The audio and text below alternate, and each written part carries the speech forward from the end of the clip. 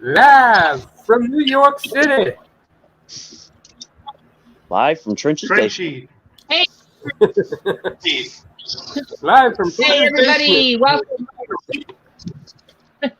It's Sci-Fi Sunday, everybody. We are talking about franchises that have gone off the rails, gone too long, gone wrong, jumped the shark, franchises that are in danger of doing so. Joined here by my friend, Trash Picture Show, Marty, my other friend, Mark's Monsters, Mad Men, the always dependable, always around, Trenchy, Soulless Trench Coat. We got Art, also very dependable, always around as well. And over here in the far corner, we got Deacon, the monster Deacon, Deacomania. So yeah, guys, thoughts, franchises, what's up? Well, There's a lot. There's a lot. Which one was he want to start, and how long of a list do we have? It's kind of a big topic.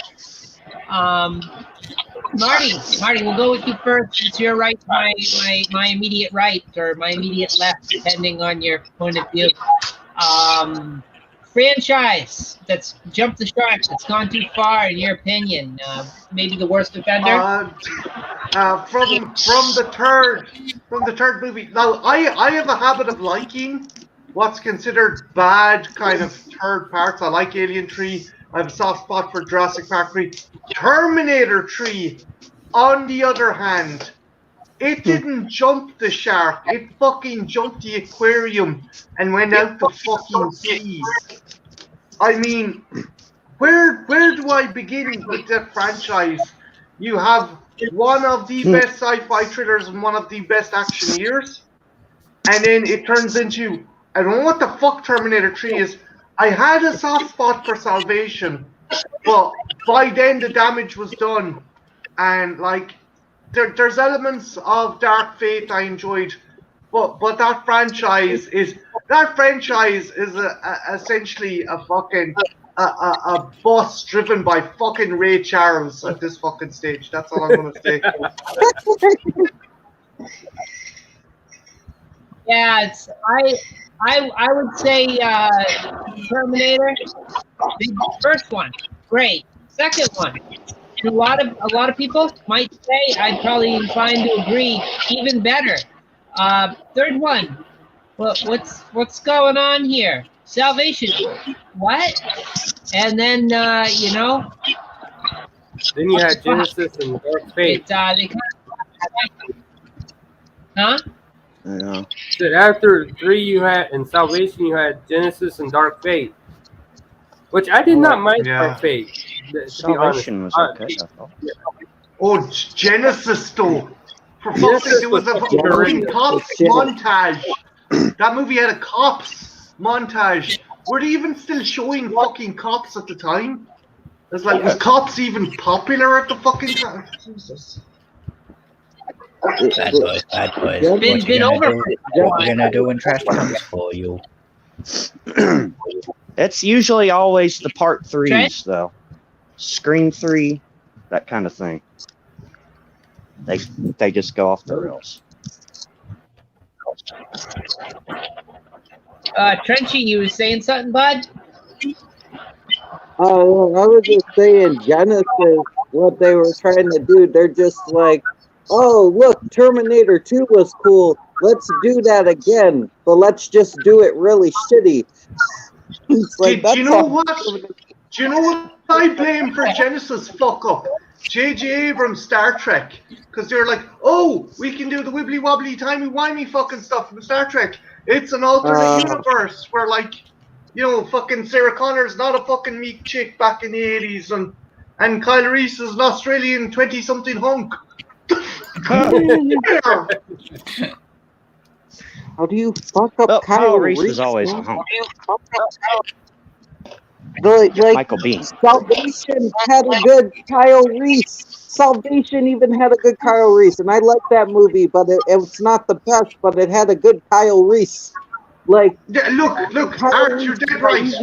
Kyle Reese was always Kyle Reese to me. Michael Bihn's Kyle Reese was a 7-ounce steak, whereas what came after was like a 4-ounce burger.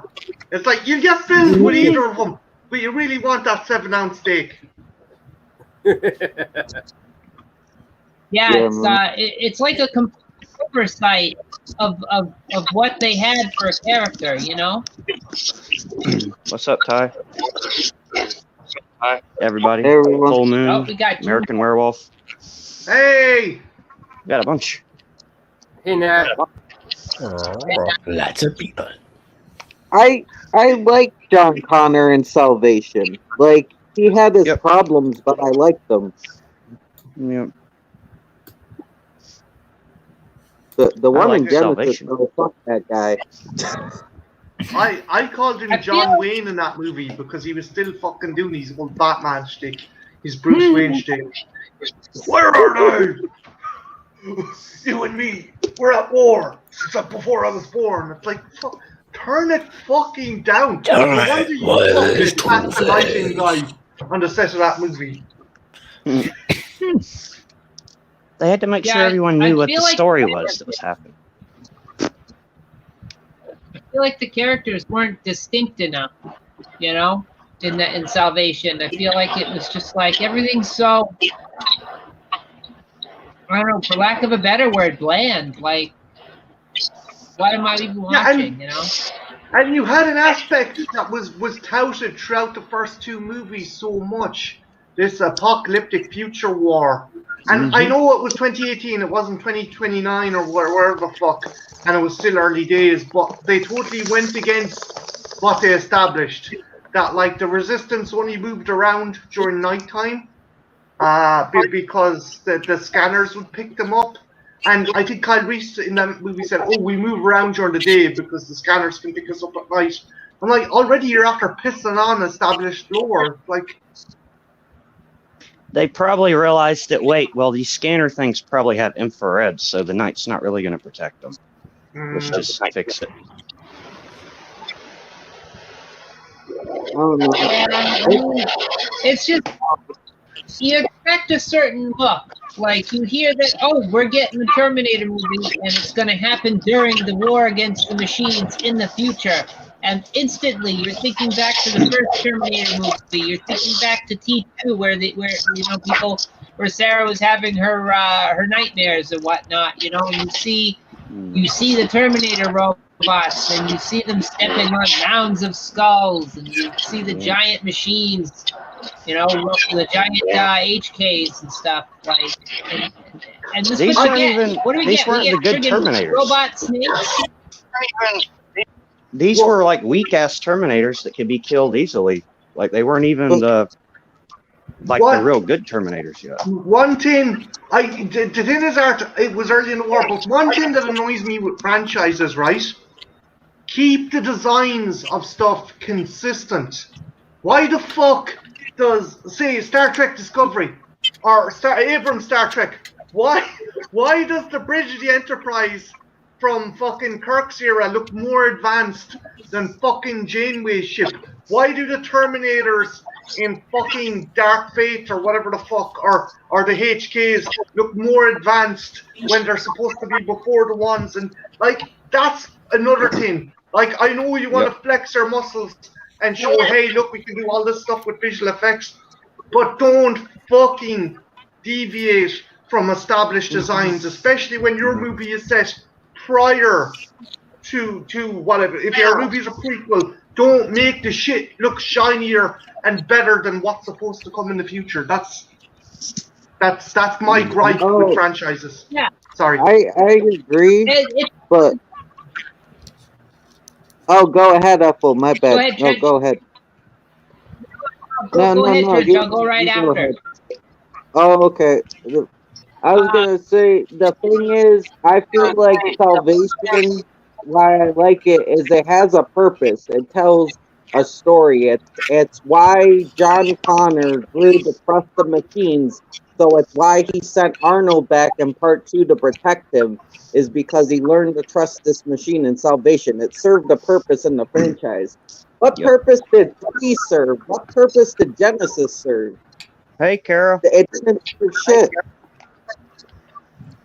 Like, Salvation at least was trying to serve a purpose in the franchise and trying to tell a story. No, I'll admit that Salvation was good. I just don't like that they had big fucking more advanced. Like in the original Terminator movies, the flashbacks took place in 2029, right? And sorry, I'm going into a deep dive, but you had these really rudimentary tank-like robots, and then in Salvation you have something that looks like fucking Optimus Prime with a steam pipe coming out its hole, fucking picking up people and putting them into a basket, and I'm like, wait a minute, hold on. These things are supposed to be on fucking trundles, like. Oh, dude, I agree. I'm just saying, like, I can cut it. I know it has problems, but I can cut it slack because at least it was trying to serve a purpose and it did so. Yeah.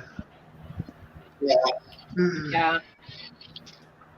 Like, going back to what Marty said about the appearance and what's established, it's possible to do it. Like, we've seen it happen before where, like, you take bits and pieces of an episode of another show and you combine them with modern things. Like in this episode of Deep Space Nine where they went back in time and they went to the bridge of the Enterprise, you know, back in the 60s when Kirk was in command and everything. And they recreated everything perfectly so it blended with the film.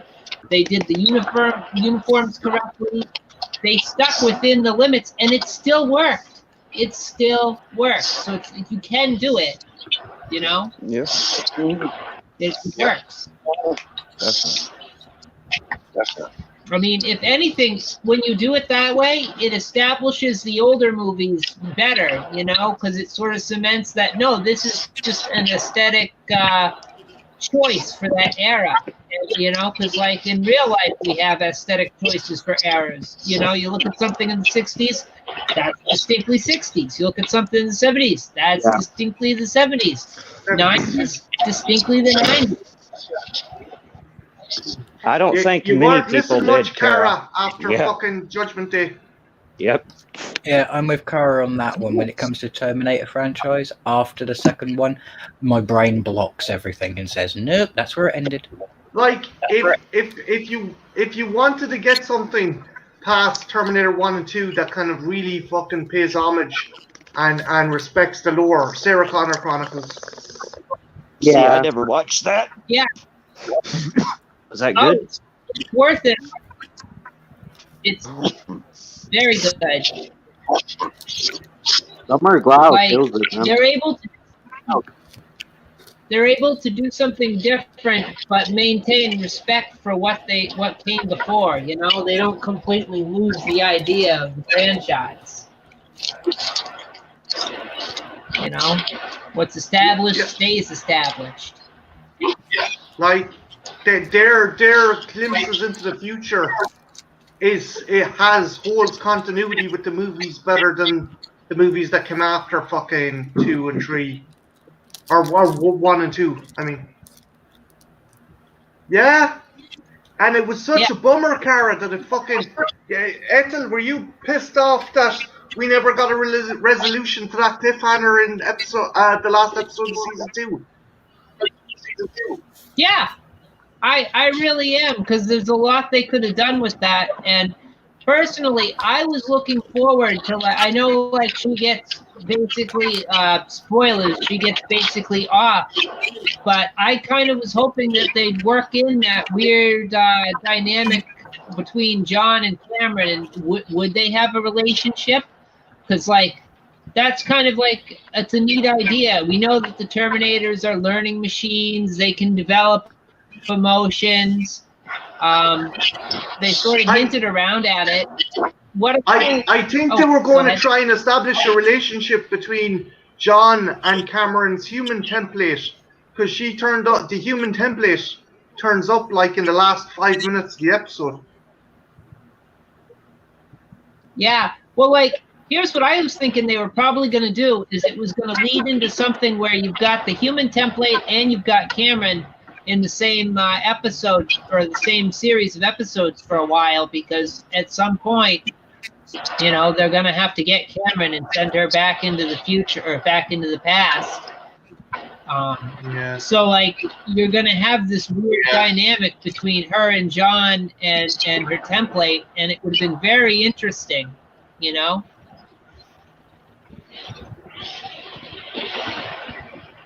Yeah, it'd be weird, you know? But that didn't happen. We didn't get that. They said, that's it. No more Chronicles for you. Yeah. I'll write it into that show myself. Well, like, I think it's the thing the franchise needed. They'd finally had something that was like not hot garbage, you know?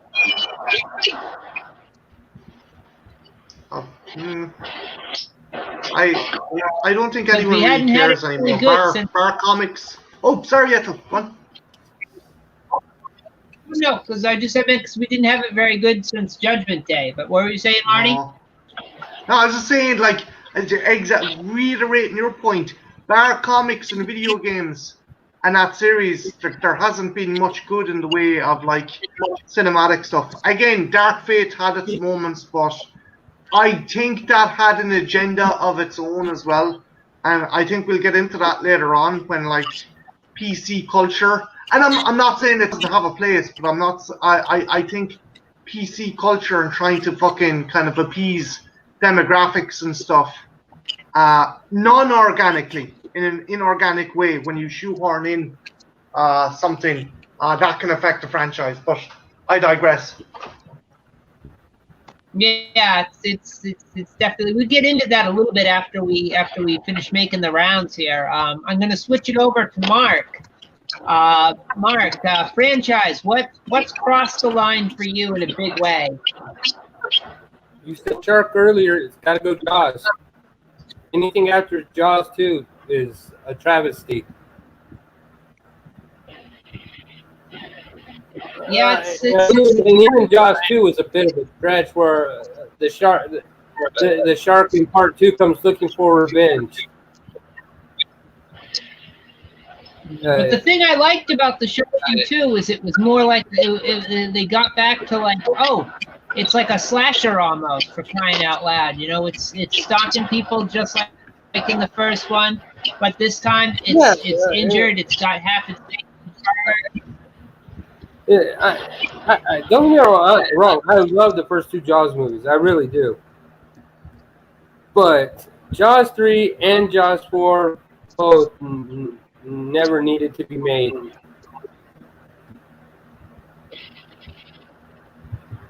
Although Jaws 4 did have its moments, we got those snails.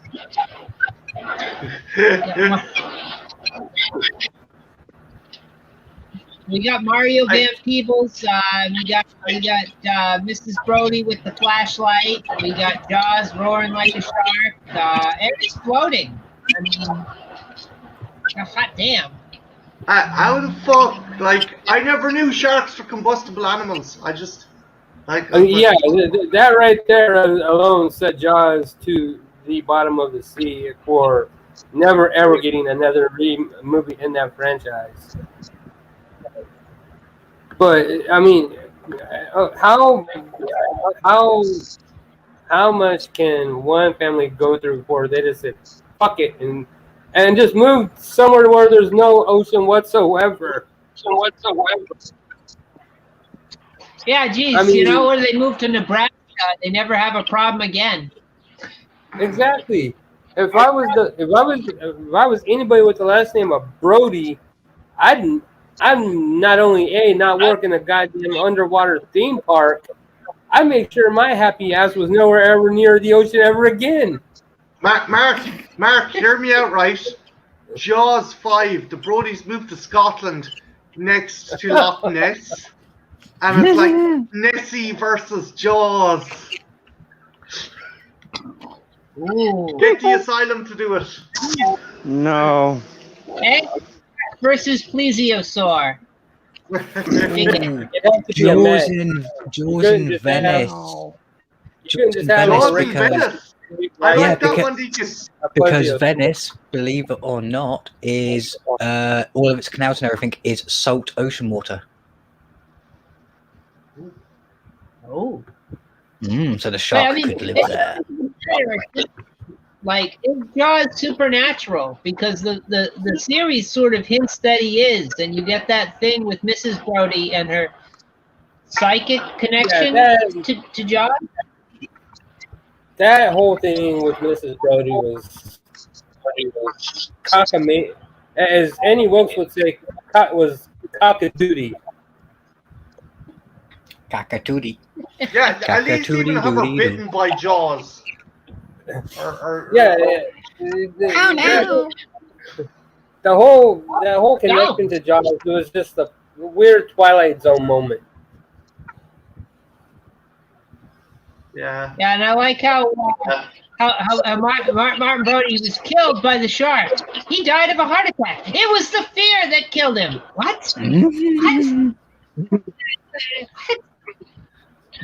I don't know, man. That was Jaws 3, Cara. That was Jaws 3D. Fucking 3D is a gimmick as well. That has killed many a fucking franchise, I think. What? Jaws, Free, shark. man. I'm being Jaws No, that's You know, the ugly. Sharknado movie. Sharknado. He's the you man. get with three. With 3D, you get all the nonsense, like in Friday the 13th 3, where they got the yo-yo into the friggin' camera. You know, come on. Freddy's demonic sperm demons flying around Freddy in 3D. What the? The problem Like, with Jaws 3 for me is it just looks so fucking ugly, man. Like, that CGI is just so ugly, I can't watch it. Like, it's hard to watch. It's a cool idea, but it's just hard to look at. But it's not CGI, Trench. It's basically crude stop motion. It's a model. Oh, It's- I thought it was CGI. Oh, though, it's just ugly looking. Especially when you see the shark coming in towards the command center and super slow-mo, and his tail's not even moving or anything, and you're like, you had all the time in the world to get the fuck out of there before that shark ever got there. I mean, And then the glass break. It's the cheesiest animated glass ever. Like, it's just hand-drawn, cell animated glass. Sure, Yeah. there's bits underwater, Ethel, with the submersible where it starts clipping through the image in front of us. I believe, if I remember correctly, we got Art in the back room, I think. I believe I remember correctly that shark prop that we see crashing through the window was about this big, and it was just a stiff, static shark prop. It didn't move. It had no articulation. It's like filming one of those Lego sharks you used to get in your Lego sets back in the day. If you guys ever had that. That would look more Art realistic, in the though, screen Ethel. would be nice there. A fucking toy Lego shark would look more realistic. I have a model shark that would look more realistic. Yeah, like Marty is saying, a fucking Lego shark would have been an upgrade. Instead of the rubber shark you got from the fucking little toy store. Oh, So so it instead of looks like Jaws, we're being attacked by cubes.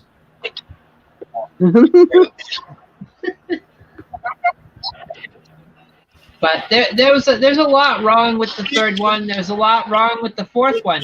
There's a huge editing mistake in Jaws 4 where they're talking about seeing the shark, and they haven't fucking seen it yet. They put the scene in the wrong order. You know? You got Mario Van Peebles talking about that shark, that big shark's down. You haven't seen it yet. That's 2 scenes from now. Yeah. God. Like, I how could did they sit let here all that night through?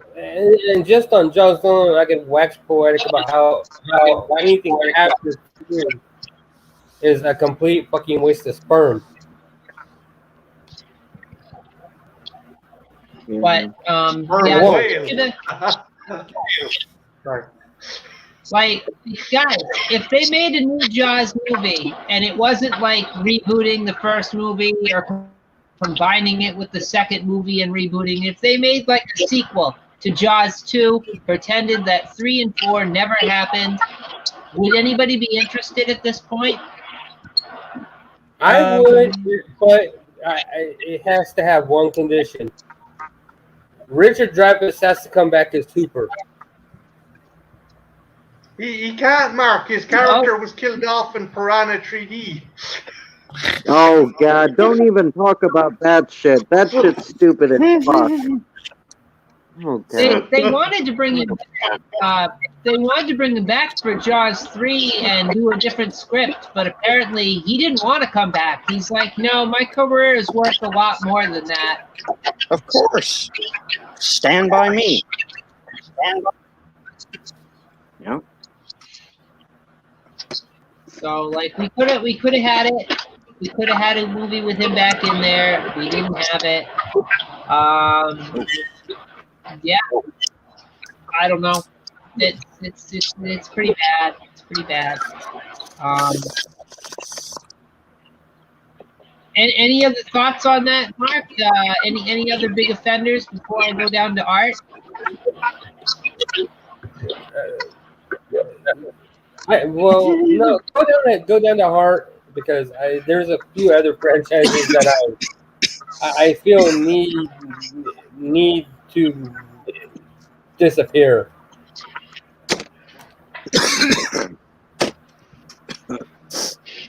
See, Marty, you're right. That shark would have looked a lot better. That would have looked a lot better. See, Just everything this after, stiff. everything after Jaws 2 is a bit fishy. Yeah. Yeah, Jesus, like I said, I was waiting. I was fucking waiting for you to pull that one. As much as I like Jaws 2, there's so much wrong with that fucking movie. Shark bait. Ooh ha ha. Well, I mean, is it Mark? Is it just that the shark came back, or it's a different shark that's taking up revenge, or what is it? What is the biggest problem? There's a lot of things in Jaws 2 that should not have ever happened. A, being the mayor is still the mayor. In Jaws 1, that dumbass goes out of his way to keep the beaches open and causes I don't know how many people to get murdered.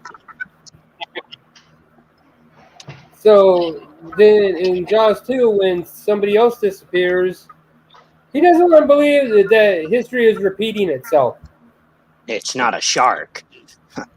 Sharks aren't in these waters. In fairness, not in these waters. In fairness, the plot of the movie is maybe going against the characters. What we're thinking, the characters are thinking, well, it could hardly be another fucking shark. I mean, what are the fucking odds? There's no shark in these waters now. You yell shark, The we got a mayor's panic on our a greedy hands. son of a bitch. He We're a don't summer care. town. We make our money. He might even think it's a shark and be like, nah, man, that's not another shark. He's not going to give a fuck about people's lives. He just wants money. Now I'm just getting images of Jaws from actual James Bond walking around and being a loan shark. Yeah, you got Richard Keel. Yeah, that'd be a different movie if it was him eating people. Let's just hypothetically say that even though the mayor managed to get reelected and didn't want to see, the shark in the photos, when the killer whale ends up on the beach with a bite in it this big, nobody's that goddamn stupid. Which that could have led us into another movie. We could have got Jaws versus Orca. That would have been interesting. Oh, Yes, God, more that deadly movie. than sharks. They actually had Richard did that in Harris's worst Ethel. fucking flick. I like the newest What the Jaws hell thing. are you? Y'all seen the newest Jaws? It has a Killer boy whale. You know with what a giant peach. Actually, Ethel. Wait, there what? is a- What are? I said I like the newest Jaws. It had a boy with a giant peach, and there was like a robot shark. Ah! That shit was scary. But in Orca the Killer Whale, they actually did the Jaws versus the Killer Whale and the Killer Whale 1. Yeah, because it's a killer fucking whale. Like, Yeah. like Killer Whale is fucking like Muhammad Ali 40 versus fucking Pee Wee long. Herman. There ain't no fucking chances. Yeah, Of a a good turn in the hint. fight with that. Like, Yeah, a good hint is in the name. Killer whale. I'm saying at the beginning of the first Jaws, they have the killer whale like with a big bite out of it. Like in real life, killer whales kill fucking great white sharks. yeah. It's not the other way around. Well, it was juvenile. You get like It was a 2 or 3 juvenile killer killer. whales will fucking crush the thing to death. Yeah. Like, and Jaws is a supernatural creature. Mhm. A You know? a full-grown great white could possibly tackle a juvenile killer whale, but you'd Well, have the a fact hell is, of a it's time hard to getting that say. juvenile away from the pod of killer whales. Yeah, they're social animals. You would very rarely find an orca on its own. Juvenile alone. Is it just me, or is Jaws more like a megalodon that suffers from dwarfism? The thing is, Deacon, one thing that was observed is older species of animals that don't have to evolve that much. They keep a very high metabolic rate. Certain insects, certain reptiles, certain fish, they will exponentially keep growing till they die, just so long as they keep on eating. And that's the same with sharks. So it's not anything new either. Like, Yeah, and That was scientists don't know how long great white sharks really live. Like, it could live for essentially for hundreds of years. We don't know. Yeah, I think the oldest great white that was found, and this was dead, and it had a hook in it, and it died of injuries. And it was about Yeah. 57 years old. But sure, there was a turtle they can probably discovered live by longer. Charles Darwin, and it died in London Zoo in the 1960s. That's fucking insane to me. yeah, can you imagine having a 350-year lifespan? That's nuts. I'd like to drink some of its blood. Oh, that's how they. Maybe. That's why it took That's why it took so long to actually get a sample of the turtle over to England, because the turtles were so tasty that they'd actually drink their blood, drink the liquid that was stored in it, and eat the meat. Well, I'm doing it just to see if I can live longer. Oh, it didn't work for them. Most of them died. Ah, What you need to do, Art, is to kill a predator and eat its heart. That's another franchise that's doomed. Oh, what's fighting worse, sir? Don't even go there with me. That last fucking predator meat sucked Chef's chocolate salty balls. No, that was one movie. That was one movie. Yeah, you can't. Alien and Predator. So you can't count Alien versus Predator or Alien versus Predator Requiem. Does that mean we can't include Scream 3? Well, no, Scream 3 is part of the same franchise as the first and second one, so you have to Yeah, count. but that's when it went off the rails. Do we gotta murder Scream 3 again, man? We spent all last night doing it, not only on the stream about it, but on the stream after it. She Like, literally feels sorry for Scream 3. Not only did we put Sidney Prescott on trial in my stream, it carried over into Pork Horror's stream as well. yeah, man, we've just like this. Wait, what? We need By to the see way- when Sarah Connor goes back and saves fucking Sydney from like death row. Yeah. We can make this What the work. fuck is this coming out of, guys? Also, she has a pet shark. Okay, she has a pet robot shark. How Skynet eventually starts making robotic Terminator Great Whites to take out subs and shit. And she From calls the it Resistance. pause. Well, exactly. Well, that's definitely when your franchise has jumped a shark. That's a good example right there. Cara, if you watch us drag Scream 3 through the mud, watch Mark's stream about it. It's just entitled Scream 3. We tore into it big time. Yeah, and at one point we're all three of us stopped and realized we're like, we keep quoting Scream 1 and 2, not Scream 3, and I was like, yeah, because there's nothing to fucking quote from it. But watch that, because I get the feeling that we are definitely sidetracking things because we're going into Scream 3 territory when we're supposed to be going into Off the Rails. Yeah, which I mean, it's related. It's related to it, but we will get back to everything else. Before I do, though, I do want to take this opportunity since we mentioned it going into Kara's 10-year party. I just want to shout out that for retrospectives, 10-year channel anniversary was the other day, and anybody who's watching who has not visited that channel, I'm sure you all have. Stop by, see my friend Kara's channel, check it out. Mhm. Good horror reviews, good time. And submit Anyway. to the nun. Submit to the nun. But anyway, back to the conversation at hand. I'm going to switch it over to Art. Worst offenders. Anything you want to single out as going off the rails or jumping the shark?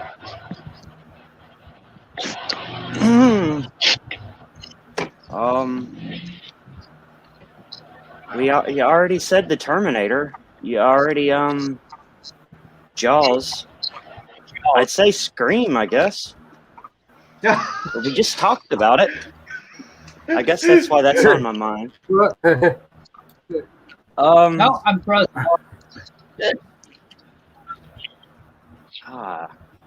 Damn. So, okay, I guess we're doing this. What do we say about Scream 3? I guess not a It doesn't have to big film. It was okay, but it had a lot of problems, and the ending fucking blew. The ending sucked, man. The ending reveal and shit. I will say that while Scream 3 was horrendous, I did see that Scream 4 was a much better movie. They definitely brought it back in with the Scream 4. They reeled it back in. Scream 4 is fucking dope. Guys, I haven't seen 3, but is it like her fucking spoilers? Is it her secret lost brother? Yes. Jesus Christ. Yeah. Oh. That's some Days of Our Lives kind of shit right there. Marty, make it worse. He set up the whole thing. Billy and Stu weren't acting on their own fruition. It was this guy's plan the whole time. He's been orchestrating everything, apparently. And I feel like that's a big middle finger to the franchise, I feel like. Wait, is he a slasher or is he a fucking supervillain? They play him like he's a supervillain. Wait. Basically, Wait. Kara is chiming in with the Leprechaun franchise is over with. Yeah. I would have said Hellraiser, actually, because after 3, it's always 3 for some reason. What the fuck? But after Hellraiser 3, it was fucked. It really is a 3. After the third movie in a series, that's when things get fucking nuts. And Natalie chimes in with, Scream 3 should have been called Scream 3 Gail Weathers' Terrible Banes. I think. Yeah. Is that feel okay, or have we taken over I the have to stream? agree with that sentiment. Hey, what? I'm fine. My camera's frozen. See, I'm making, so I'm gonna be an avatar, and like that way I don't have to leave and come back. There you go. I know. I thought. Bangs. Yeah. Thought I'd check. I still got all this shit saved on here from the fucking stream where we ripped into it for so long. I had to change my picture like 1,000 times. But there's other franchises that besides Scream that have went on way too long. Hellraiser. Hellraiser's one of them. I agree. Yeah. For And me, like Art said, That reboot was so bad. I didn't even see it. and I have to agree with Kara. Leprechaun should really not be made anymore. Well, I like the Leprechaun new was Leprechaun fun. though. Oh, Don't say get what? me wrong. I have a good time with the first two, the first couple Leprechauns, but after that, But Mark, They you blow. didn't like Winnie to the Hood? no. Come on. And I didn't like Leprechaun in Space either. Oh, Okay, but we don't- can look. We can all agree that whenever a series goes into space, it has jumped the shark. But no, Jason X is a masterpiece though. Leave Yeah, Jason I X like alone. Jason X is that one movie that kind of makes it work. You got Hellraiser in space, doesn't work. Leprechaun in space doesn't work. Just Mark, listen, go glad They ahead. didn't put Michael in space. Go ahead, Mark. I was gonna say. I saw his face. Are you sure about that, Trinchy? I am sure. I am 100% sure. I love Jason X. Sure you don't want to call in Elizabeth Olsen to jump up and down on your pogo stick before you give me the floor. I want to speak to Natalie's observation. Yeah, the Star Trek movies, I'd say after First Contact is pretty much, crap. Like, the Insurrection was pretty bad. What the hell is it? The one with the Romulans and clone Picard was pretty bad. J.J. Abrams' Star Trek is pretty bad. Like, yeah, no, that's definitely off the rails for me. no, I agree with that one.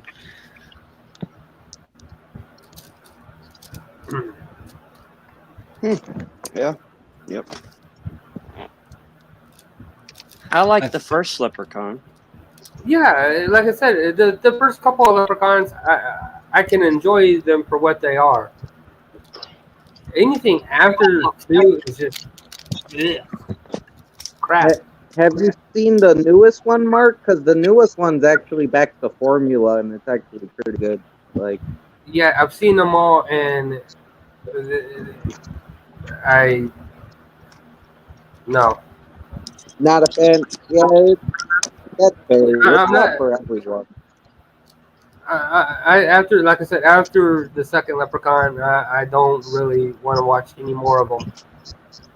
I liked four. That's all I gotta say about Leprechaun. I liked him in space. I liked the thing with Dr. Mitten Spider. I mean, it was fun. It was campy fun. Oh God, yeah, the second Highlander. Jesus Christ, dear God. I actually liked almost every movie in the Highlander franchise. What about really this?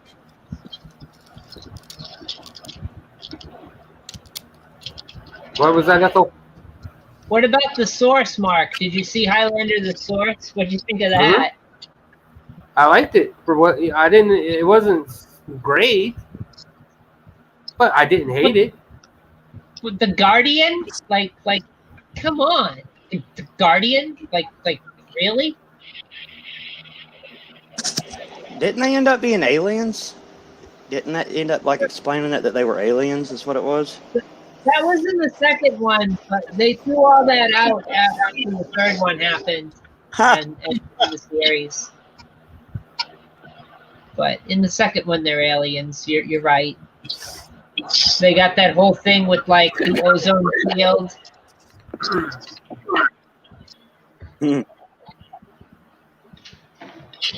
Sorry about that. No, it's cool. It's cool. But yeah, no, I would say that's pretty bad. I'm gonna bounce it over to Trenchy for a minute here. Trenchy, worst offenders. Who do you think? Who wrecked the train, man? Who jumped the tracks? Who hit the shark? This is just a personal one, but this franchise was like a staple of my childhood, and then it hit the rocks. And fucking Spy Kids, man. Fucking Spy Kids. The first two movies are good, but then the third one and fourth one are just like shit. Like it goes to hell pretty quick. Which one does Elijah Wood get fucking electrocuted? Like he turns up in the movie for like 2 seconds and gets violently killed. Ah, yeah, that was. I'm not sure. That's the third one, I think.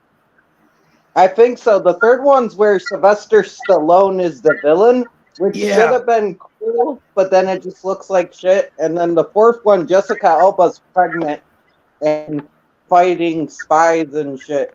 And then they gave you a little. They gave you a little scratch and sniff thing. It's like, look, the baby shit. Sniff the thing. It's like, no, nobody wants to smell that the baby just took a shit. Nobody wants to smell that. Oh man, I just watched the first three with my kids a couple months ago. That's pretty funny. The first two are fun. It's the third one and the fourth one are just kind of why are we still doing this? No, when the girl's pigtails start spinning around. Ricardo Montalban turn up in the second one as the grandfather? I think he does. Like He does. I know Danny Trejo plays Machete, and he's actually the same Machete that is in the Machete movies, which is weird but also badass. Wait, you got Machete squaring off against Ricardo Montalban in this movie. You got Khan versus Machete. I'm like, what the? Yeah. He tasks me. He tasks me, and I will have him. Machete don't text. Machete don't go in 3D. Machete don't text. All right, I haven't seen these Spy Kids movies, but now I'm starting to get kind of interested. Like this is better. Spy Kids. They're fun. The first two are fun. The third one was okay. Like it was pretty bad, but at least it had a cool team up where they all worked together to fight in the end. But then the fourth one was just unnecessary. Like they brought in like the cousins of the other people, and it's like okay. Oh, they brought the family in. They involved family. The revenge. Should have had Mario Van Peebles in it. That'd been funny. Spy Kids, the quickening. Jesus Christ. There can be only one. There can be only one. Please only make one. There can be only one. Thank God. All right, so quick Spy Kids up there. That's what I didn't expect to enter the conversation tonight. So that's fun. Thank you, Frank. I had the shit on it a little bit. My bad. I just had to be like, the sequel. We're talking about franchises going off the rails, and in fairness, I don't think any of us would have thought to mention that one, Trench. Yeah, and Trenchy, that is science fiction. So like it definitely qualifies. Yeah. I guess I'll throw it over to Deacon. I haven't gone to him yet. Deacon, worst offenders. Who are you going to put up on the stand? For me, it will be a bit controversial because I know some people like the rest of the franchise that happens after it, but Tremors 5 and onwards. I'm sorry, Yeah. but they should have Dude, I'd stopped say at 5. I fucking would Tremors. agree Onward. with you, Deacon. Yeah. Anything after Tremors 2 is really garbage. I don't care for it. Yeah. Tremors 5? Tremor- You did. Whoa. Yeah, Yeah, they that's did what- Tremors 5 and 6. Yeah, Tremors 5 is Shrieker Island. No, Tremors 5 is the one in the friggin' In the Arctic. Africa. And like I know, then This you one brought back Jamie Kennedy. Oh, God. And then there's Jamie Kennedy, and then Napoleon Dynamite turns up in the last fucking movie. Oh. Yeah, And then they had the Western one that was in there somewhere. yeah, that's Tremors That was 4. yeah, I can tolerate 4 because it gives you a foundation for what happens in 1. I can tolerate 2. I can tolerate 3. But Bloodlines and the Arctic one, no, they are terrible. Oh, They just jumped the shark because they betrayed everything about the characters we already know. I do like number 3 though, just because at the end he like takes them out with a fucking potato gun. They have to like rig up together. Yeah, it sounds like a porno. It does. In fact, I think I've seen I know Blast 7. it does sound bad when you put it that way. It's kind of like we need to shoot the ass blaster. With a potato. I need to shoot Like- the ass blaster with my potato gun. Wait, all right. That one spawned the TV show, which was kind of alright. The TV show is fun. Yeah. The TV Wait. show I class as an alternate dimension. It was I've fun. not seen the TV show, Definitely. so I missed out on it. But I want to say that Tremors 2, they were pushing it with the Shriekers, but I was willing to accept it, even though, like, personally, I feel like they should have always stayed being graboids, and that's the essence of what the series is you've got these worms underground, and they come up from underground, they eat you, and you can't walk on the ground, and like that to me it's not things that are walking around like fucking Pac-Man eating people. It's they pop up from underneath. The thing is, for me, Ethel, my guess is the sequel came out in and around a year after Jurassic Park. And they're like, oh, Jurassic Park was cool. Let's make them kind of fucking dinosaur-like. Yeah. And yeah, they retroactively continuity'd it so that they were prehistoric worm things that turn into. So does that Raptors. They were technically mean? mini raptors. They Right. basically turn. The worms are just big Raptors. like egg carriers. They just carry around the pouches inside them, and then eventually the things come out, and then they're the actual. So does I that don't know. technically mean the arse blasters are called Megasaurus? Probably. Yes. I liked number 2 though because they at least brought back the other main character from the first one. So Earl. it was, yeah, exactly. I think that's what they lost with the Well, rest of them. I love Bert, and Bert gets betrayed in 5 and Bert's 6, all and of it's them. just no. Yeah, but you got to have more than just Family the gun guy. Bert's Badass. the cool gun guy, but you had to have like one of the main dudes. Well, like the Sci-Fi had proposed on doing another TV series with Kevin Bacon because Kevin Bacon ain't doing fuck all lately.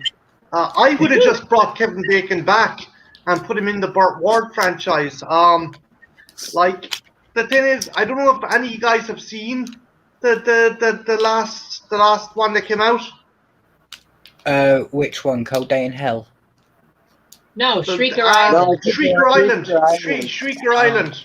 No, I haven't seen that Yeah, I one. watched It it. passed me. I might have to watch it. Mark, you know what happens, right? Mhm. Yeah. So, like, Does I don't does- think they're going to be making any more after that one.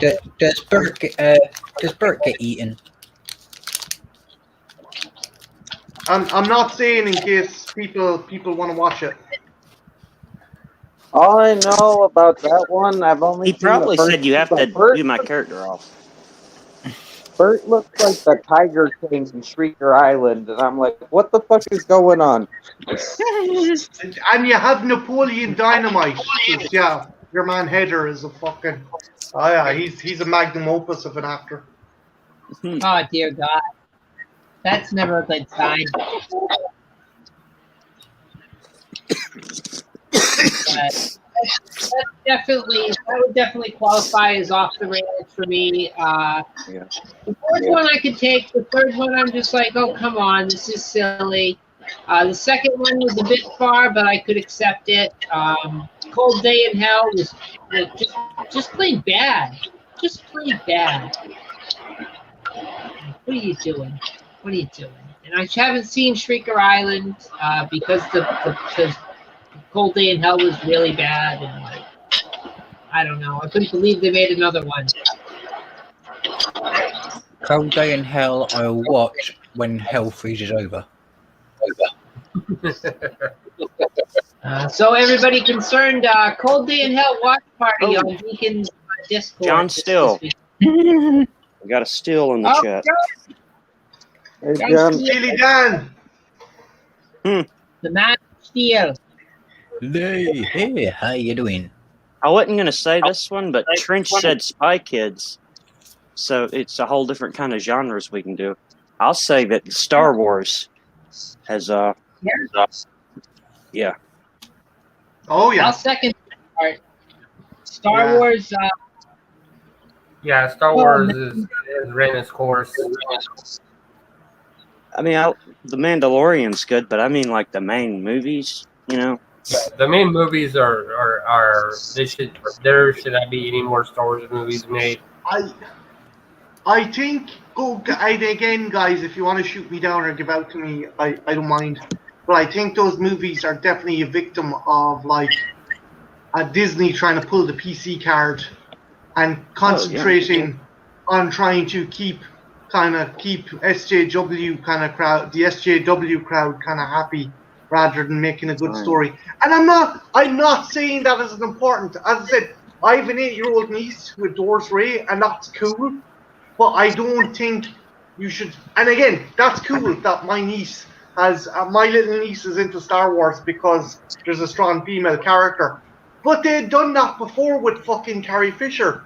But the thing is, it seems to be the main agenda now is trying to kind of have like they're focusing on stuff that like, oh, we're going to diversify the cast. Yeah, diversify the cast.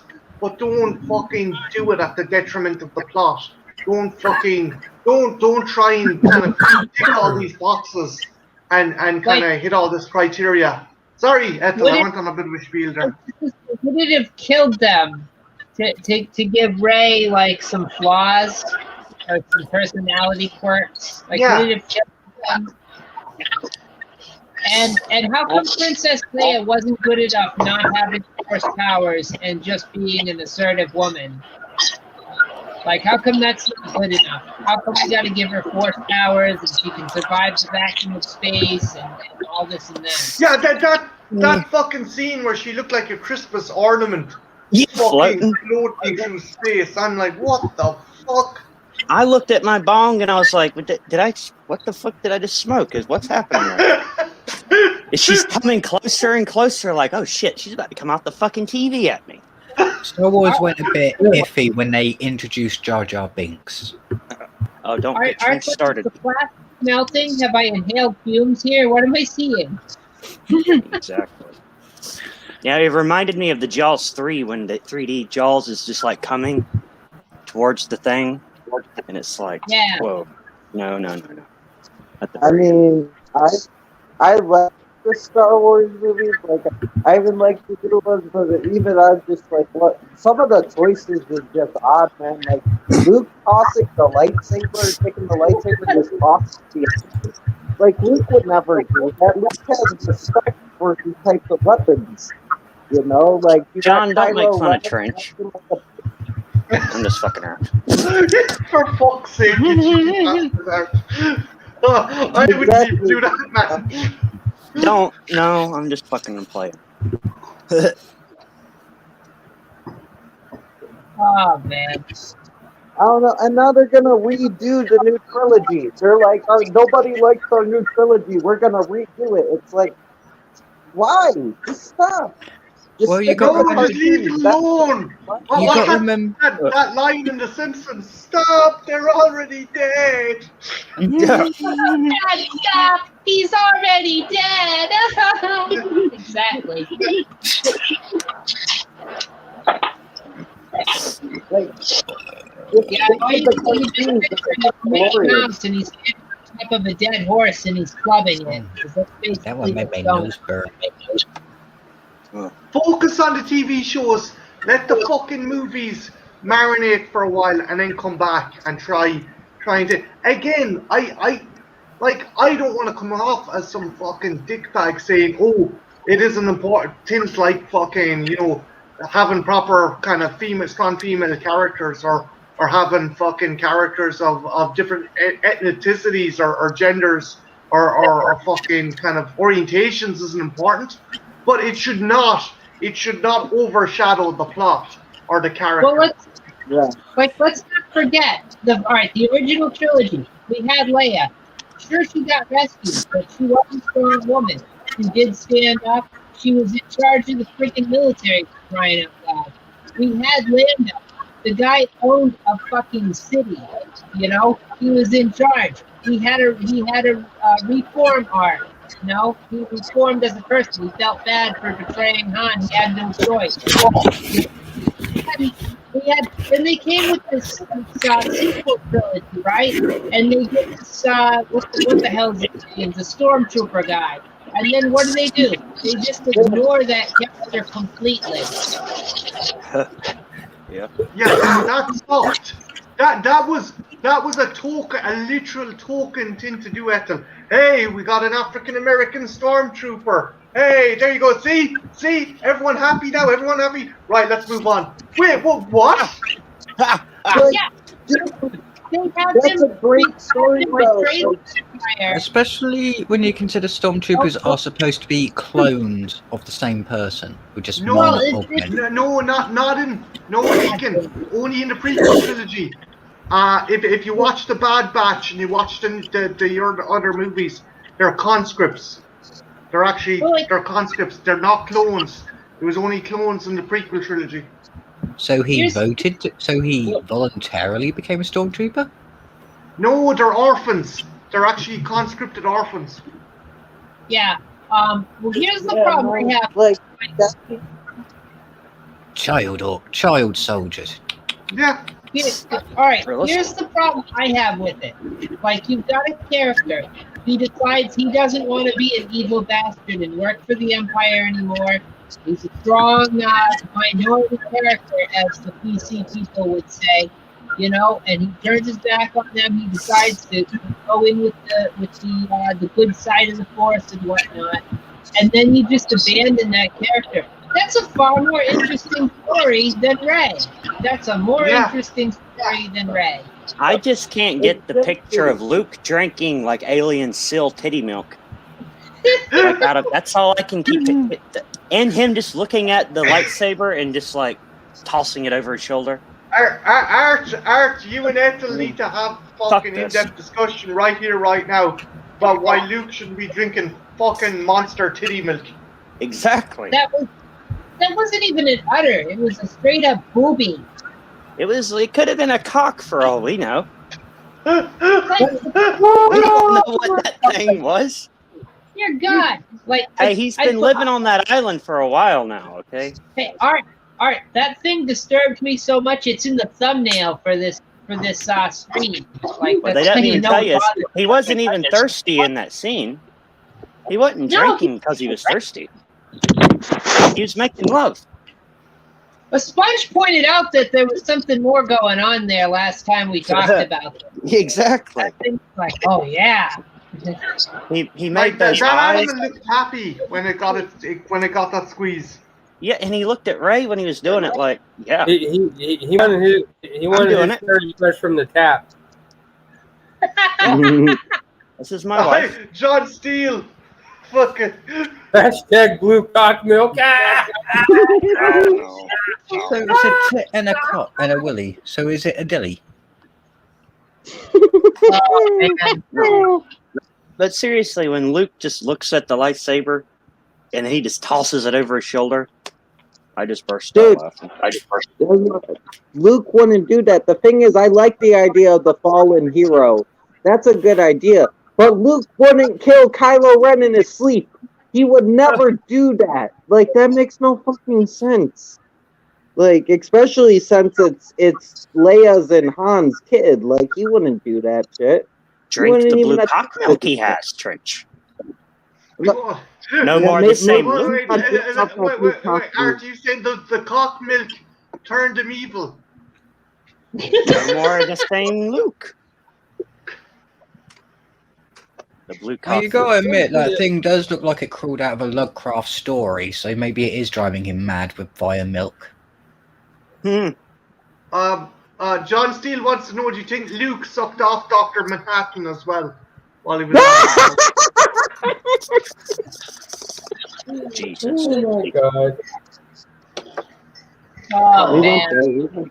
Since we are talking franchises that went way too far, I'm not gonna bash Jason X to death because there's a franchise that's worse than Friday the 13th. That's the Texas Chainsaw Massacre. Yeah. Yeah. I still have so much fun with those, though.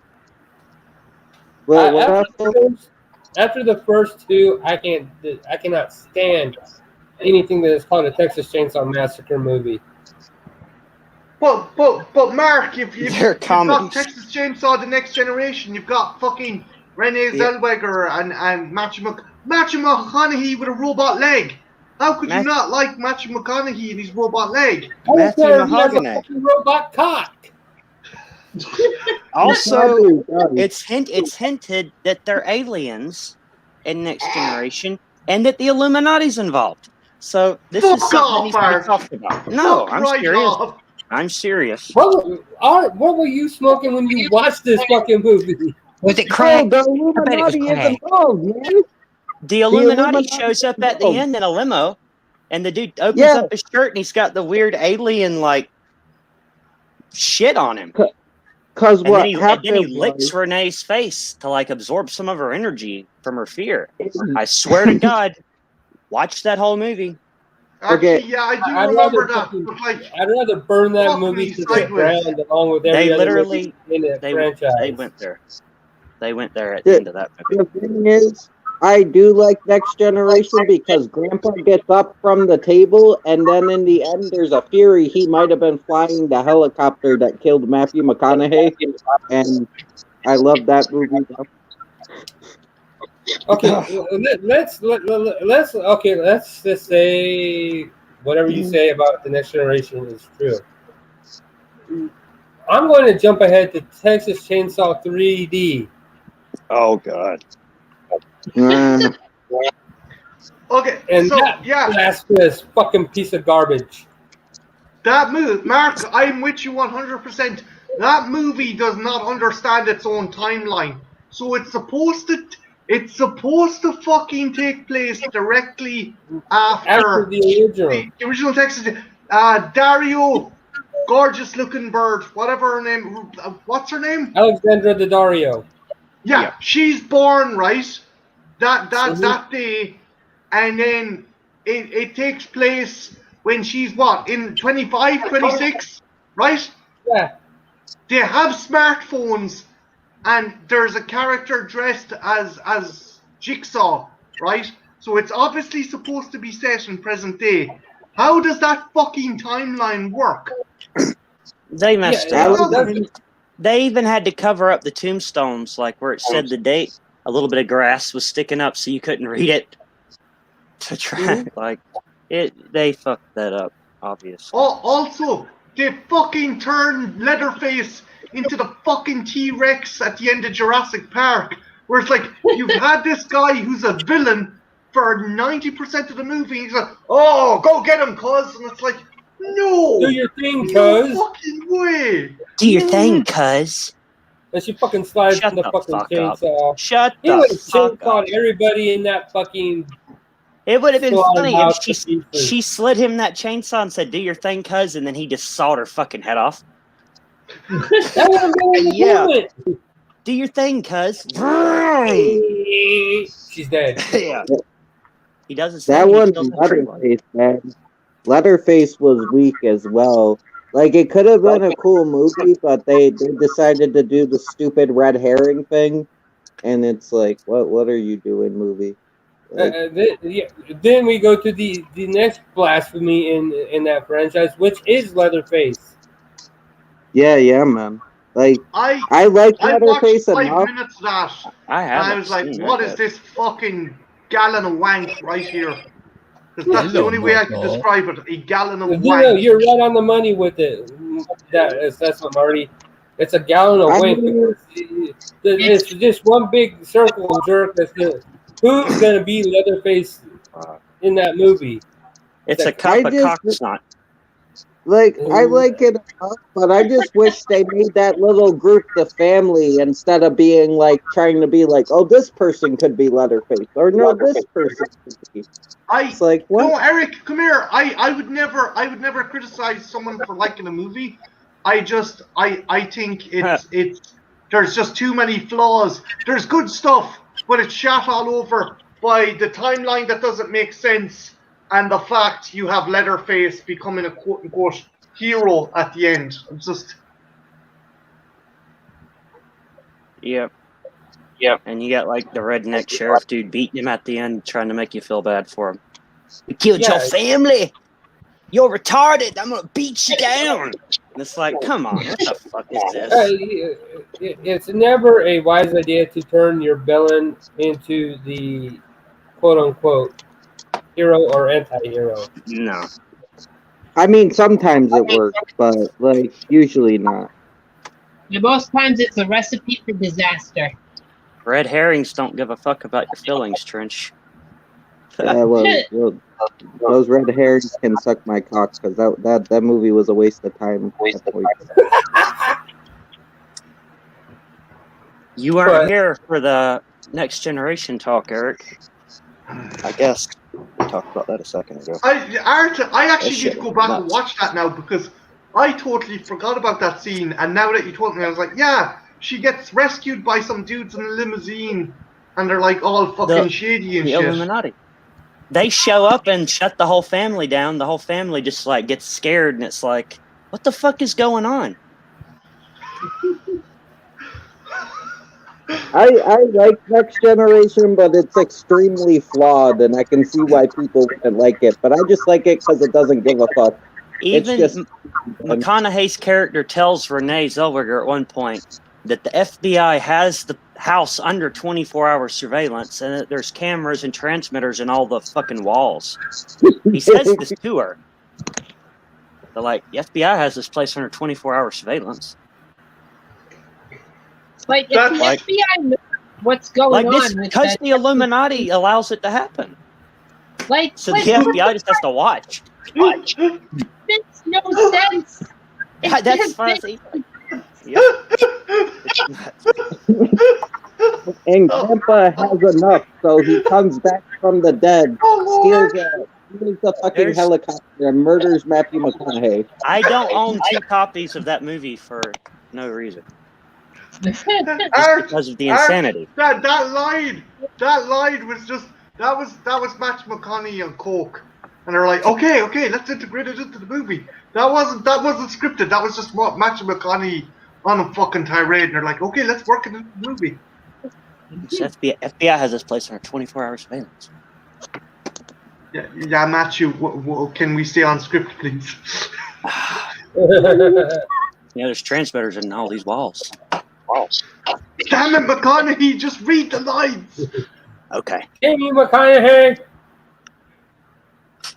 You set my fucking. Hear me out, though, dude. My career back 20 I'm years. rewriting the movie. No, but Next Generation was written by the dude that did the first one. The Kim Hinkle, whatever. It was supposed to be the real sequel to the first Texas Chainsaw. I don't know how the fuck that's supposed to work, but it was supposed to be the real sequel. How the fuck? How do you get those fucking flicks like? No, Next Generation is nowhere near the goal that TCM2 is. They are not trying to replace TCM2 with Next Generation. Not in my house. Fuck that shit. I like 3. I like Leatherface because Ken Foree was good, and that's the only reason why the only reasons why I tolerate 3 are Kim Foree and Viggo Mortensen. And then it gave us crop top as well, or chop top. Lick my plate. Chop top is Lick my plate, you dog dick. That was What's wrong, boy? You talking about the SCX? SCXC. It's just there's so many problems with that franchise. It's like, why can't they needed to just stop after the second. Just stop. Yeah. You know? They really needed to.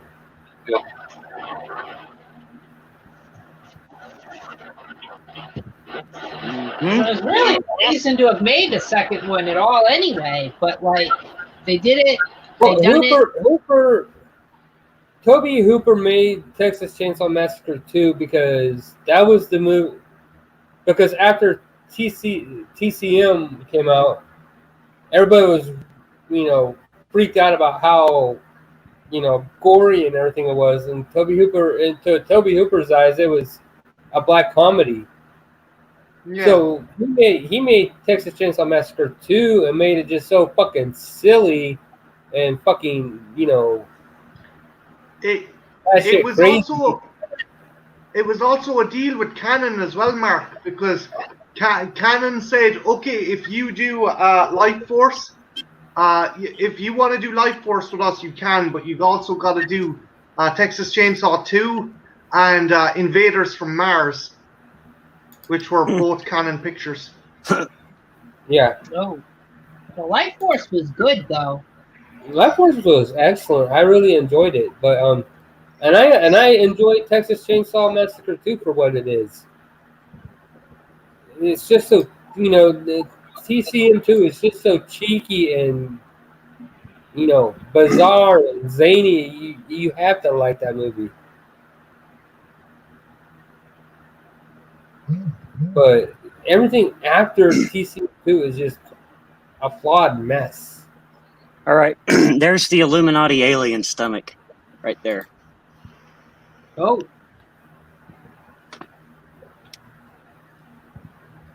Oh, go. Last trench. The Illuminati alien stomach scared him off. That's some Cronenberg-esque shit. No, Yeah. the Illuminati came to capture him. That I didn't like Jason X. Oh, we got him back. Hold on, let me get him in here. Come on, Trench, let's get you back in here, buddy. Come on. Mark, if someone punch your head, Jason X or Jason Goes to Hell. I didn't like either one. But if someone You said gotta pick pick one, someone was like, if Jason was standing over you with a machete. I say kill me now, so I don't have to watch either one. I take that. Like, well, the thing, gouge my eyes out with the machete, so I never have to see those travesties of justice anymore. Oh, sorry, go for it. No, you go for it. It's your stream. The thing Jason X had going for it was that you had Jason in it, and you had him consistently through most of the movie. And you didn't have him be like this worm thing, and we know Trench has a problem with this. He's expressed it on several different occasions. Like, you didn't have that issue, you know? And it was in space, which was fun. And movies are allowed to be fun. Look, the frozen skull kill crush in Jason X. That's classic. Oh, You also epic. had two of the cutest birds from feckin' Andromeda in the movie as well. That's the only the Andromeda. Yeah, fuck, I forgot all about that shit. the Andromeda. cryogene face smash is the only thing that's good about Jason X. She was And you hot. had the callback to the sleeping bag kill in Jason X, so that was That was fun. cool. That, like, it was great to see that again. That was the corniest. You want to smoke some pot? You want to have premarital sex? Well, they Yeah, were projections. It And was it's yeah, like- it was essentially that movie's version of the holodeck. It was like they weren't really that. Self-aware. Yeah, well, Like, the movie was self-aware of how cheesy it is that Jason always kills people doing those things. Jason can go suck a holodeck for all I care. Look, when him and the commander military dude go through the atmosphere at the end and land in the lake, they would have burned up into nothing. They did. But they make it seem like, oh, Jason landed in that lake. You His see his mask, mask. I think, survived. His fucking nanite mask, his recreated mask survives. Yeah. And we know Jason did. the nanites can rebuild him and that he's an undead monster. So there's the possibility. And again, yet again, the only good thing about that movie is Kim Puri. Because he was this black sergeant guy that saved everybody's ass at the end. No, So, like- it wasn't Ken Fury. It was Peter Masai from Sure, it Spartacus. don't look like him. Spartacus TV show. It was like a badass buff dude. Yeah. You think a poke in the ribs is enough to take me down? And then he gets stuck Yeah, again. that'll do it. Oh, that'll do it. That was fun. It was great. Like, 'cause you gotta look at it as it's a parody on itself, and it's having fun with all the silly things that have happened in the movies, and it's more well loved than Friday the 13th 8. Jason Goes to Manhattan. So I mean, it's got that. That was a real. Oh God! Don't even get me started on that piece of garbage. Isn't it supposed to be called Jason Goes to the Cruise Ship? Jason takes the ferry. Jason Jason takes took, the ferry. Jason. Jason swam on the back of Jaws to Amity. No, fuck that. That would be a team up. That would be a team up for the ages. Oh God! Mark, what do you make of Freddy versus Jason? Jason goes on I vacation. actually liked Freddy versus Jason. I didn't mind it. It was fun. It My was one very only complaint, and I only have one. Freddy should have got more kills in that movie than what he did. Yeah. Yeah. But the Jason kill of the chick from Destiny's Child is fucking fabulous. Well, he just like bashes her into a tree, right? He takes his machete and just fucking wails her as hard as he can, and she gets Oh, yeah, it's fucking great. fucking thrown back about 2 yards into a tree. She's talking shit to Freddy about, like, why you got these little butter knives? Like, who's afraid of them little From butter that gay knives? sweater. I Jason- love. Jason's got this big old thing, and then she turns around and he just like, "Bah!" like knocks her 200 feet. Trenchy, can you confirm what John Steele just said in his comment there? Dude, I'm pretty sure, yeah, man. Like, they would have beat the shit out of him. I mean, there's crazy people up here, you know, so. I don't know, I would like to see Jason in upstate New York fighting bears and shit. Like, that would be dope. I've only been to I've only been to New York once, and it was for 5 days. And even then, I can turn around and say there are some mad bastards in New York. I mean, Is Grizzly Adams? I would have loved to see Jason fighting like gangsters and shit. Like there was that scene where he kills the gangsters or he knocks over their boombox, but I wish he killed more gangsters. Those were Like, some it- like What those were one little thing that got me Jason in that fights- movie is, right? He's a killing machine that he goes through a subway station, subway train full of people and doesn't fucking do fuck all. I'm like, yeah. Can None you of them had imagine- ever been to the place though. There was no Can you imagine connection. if Jason had to wrestle alligators in the sewers and then ran into Teenage Mutant Ninja Turtles? I No, would they, have loved that shit. they also Casey run into Jones? it while they're down there. what happened, Casey? They're like, what the fuck happened, Casey Jones? No, it would've been- What is that? I know Jason- we ordered mushrooms on this pizza. Jason but did you versus order the Casey magic Jones. ones? That would have been a good one. I can just see it now. Jason shows up to the turtle's lair. What the fuck is that? Casey Jones? Well, you know, Steroids? No, it's the He was classic in New thing York. with every time someone sees Splinter for the first time, they pass out, and like Jason just passes out when he sees Splinter. Well, The like- turtles are like, he has that effect on people. you got Jason, you got him in New York, he's in the subway system. He doesn't once run into the chuds. What gives? I know. Yeah. He should run into something. Exactly. Fucking runs into like Maniac and Driller Killer. And Ah, shit. yeah, the fucking maniac.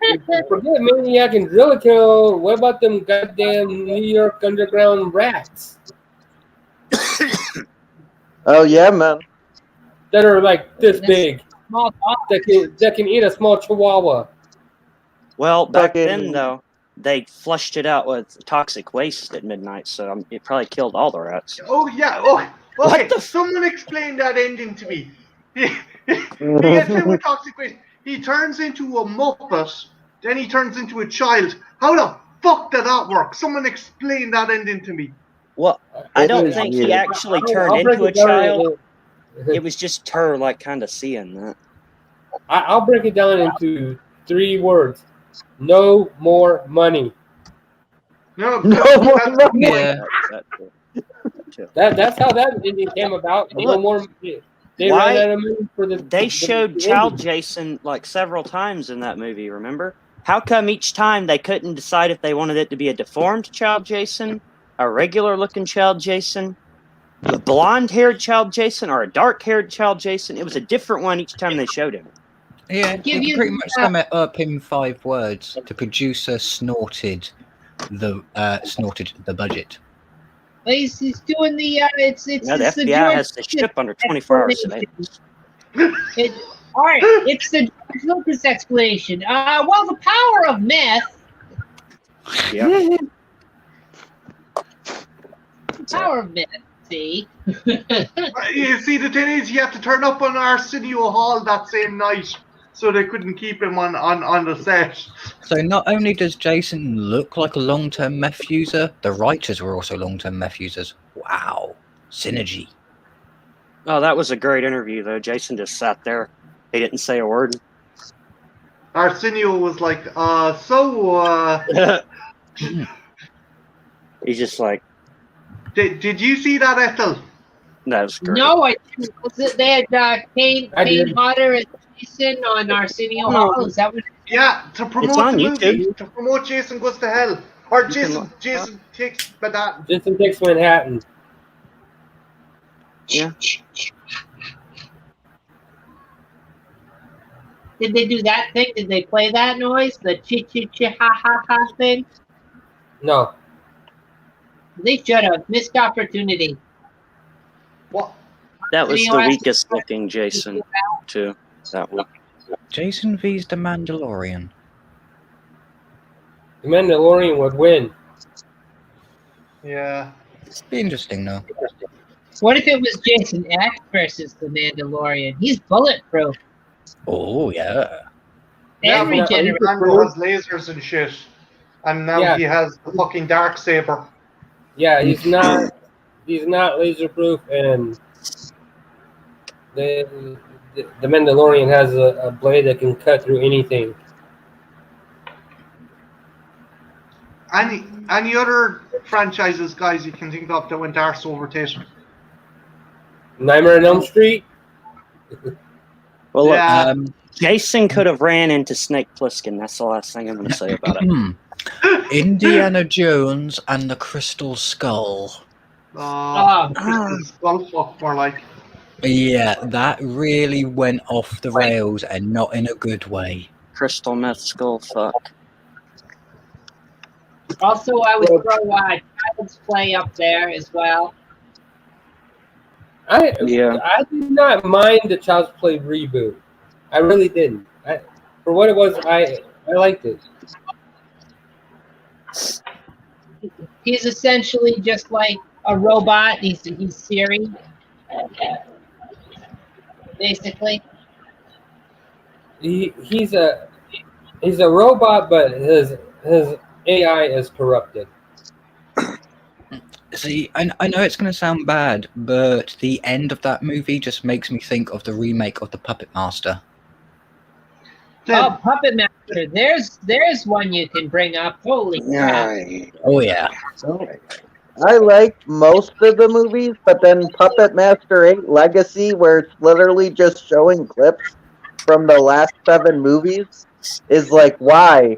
Why did you even do this, Full Moon? It's literally a clip show. There's no new material. It's like Full Moon not mooning us.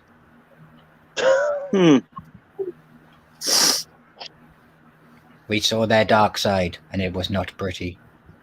Fucking the Jason Bourne series has gone too long, if you ask me. Yeah. That movie, that was one movie at best. Yeah, I agree. There's no way you get a prize out of that. Keeps going. I don't understand. Guys, I got a franchise for you, right? You have a series that starts off with a very point break element that ends up becoming fucking James Bond in space by the end of it. The Fast and the Furious, right? The first one I was love good. it though. But it's just so stupid I can enjoy it. But yeah, it's really like not what it used to be. It's in the realm of science fiction, Trench, now. Like, oh yeah, they're all superheroes. They're going to space. The fucking they It all was just a car movie to begin with. Yeah, it was. Yeah, Art, would you agree with me? It was essentially started off like Point Break, like Yeah, kind it was of just like a infiltrates. Yeah, but now they're literally superheroes, and their cape is like vehicles. Yeah. They're doing shit with vehicles that can never happen. So they're the Grilled Adventures. The Grilled Avengers. Yeah. It's The thing that has me worried is the franchise creator was saying, I wouldn't rule out a crossover with Jurassic Park. I was like, no! No. I didn't think about it like that. That's Avengers. why I liked the first one, is because it was like They're not Point Break. Avengers. They're Mad Maxians. Because that's what Mad I'm with this franchise. What's up? What's up? That way. Yeah, I like. Maybe the first two were fun. People Like, in the they're chat, fun. y'all leave y'all's things too if y'all have any ideas. Yeah, Give us like your franchises. Let us know. we We'll put 'em talk up about on them for you. Yeah. We'll best them for you no matter how good or bad they are. We'll take the fuckers all the way to court. Apple, you have any?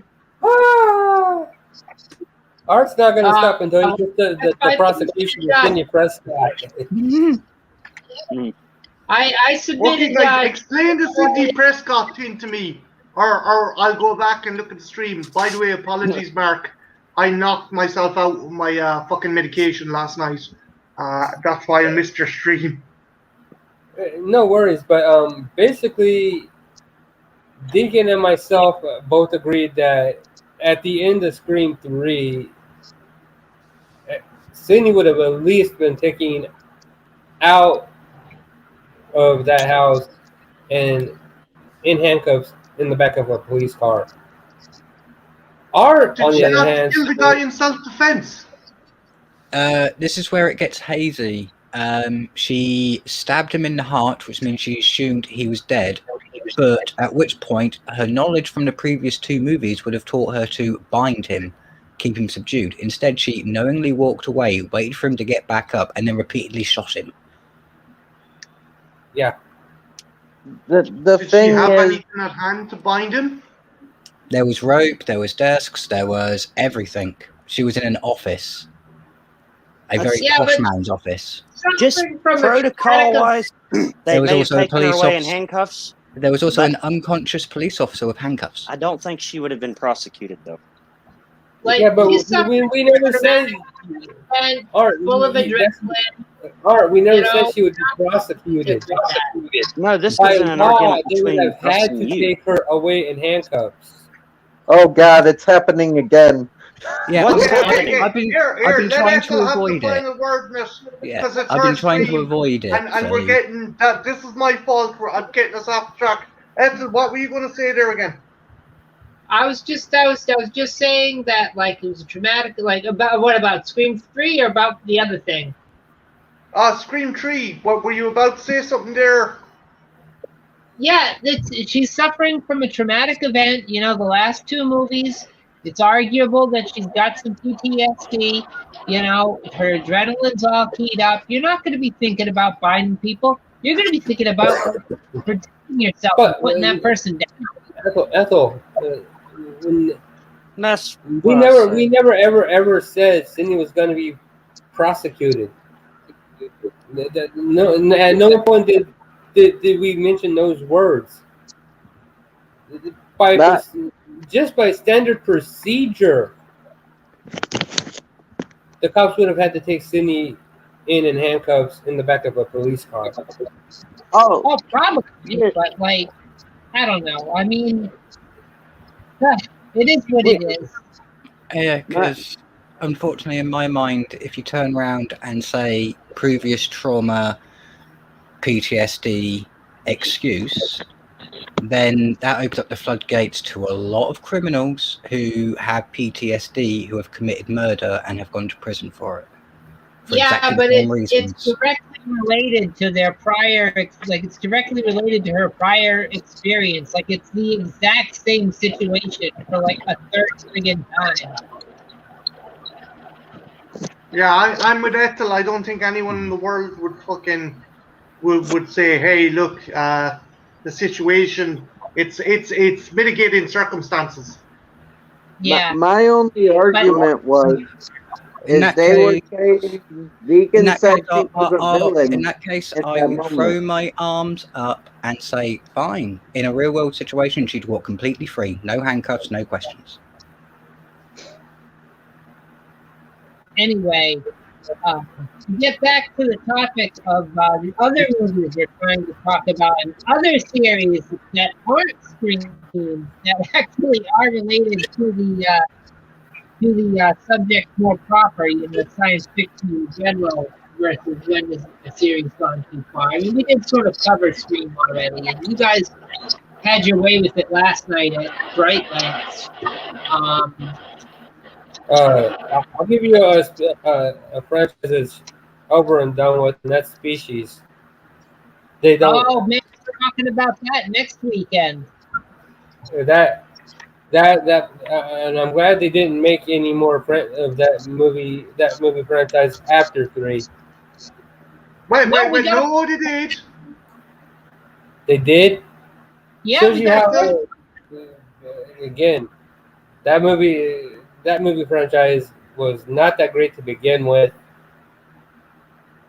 So Yeah, no, it's not a masterpiece or anything, but it's a decent alien movie as far as the first one goes. the first one I thought was really good. It was original. They had a great plot idea. It was everything after that that was horrible. It's Basic Instinct meets Alien. Yeah. And you had the great artwork and designs of H.R. Geiger in there, and I mean that's like, at least for the first two movies.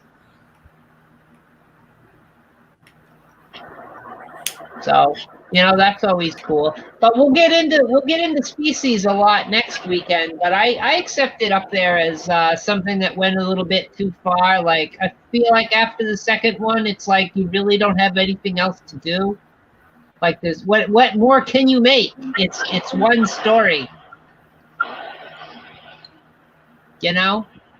Yeah. Create alien in the lab, alien breaks free, alien humps, you hunt alien. The end. I'll give you another franchise, and this is what I like: Ginger Snaps. What I miss? Ginger Snaps? Also Aliens. You like Ginger Snaps, or you don't like Ginger Snaps? I like it, but it didn't need to be more than a one and done movie. Yeah. Yeah, I'd second that. If it's pretty much one film, why make a sequel to it? You really need it. Also, the prequel made no sense. How the fuck did these sisters, who already had the blood, I was like, it's a cool idea. That would have been a cool movie on its own. You didn't need to connect it to fucking That would have been a cool kind of Western kind of period horror on its own, but why fucking tag on Ginger Snaps to it? Yeah, and that's something that I will bring up in the Western stream tomorrow, because there's a lot of horror movies that bridge the gap between horror and Western.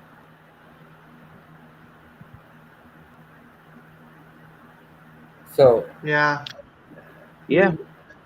We did a Western horror stream not too long ago. I'd say maybe make a playlist or link both those together after the fact in the description, because it's like definitely a companion piece stream if we're going to get into that. Like tomorrow, I'm going to be bringing up revisionist westerns like Sam Peckinpah's Look and de-romanticization of the West, because I think when it came to that, Peckinpah and Leone done a fantastic job of dismantling the ideals and the ideas of the West. Yeah, Peckinpah was a great storyteller in general, but his movies were really fantastic. Yeah. I'll put another series up on the discussion as far as franchises that went a bit too far. Even though I sort of liked a couple of sequels, I still don't think it even warranted a second film. But Pumpkinhead. Yeah. I didn't need to see a Pumpkinhead 2. I'll agree with that. Yeah.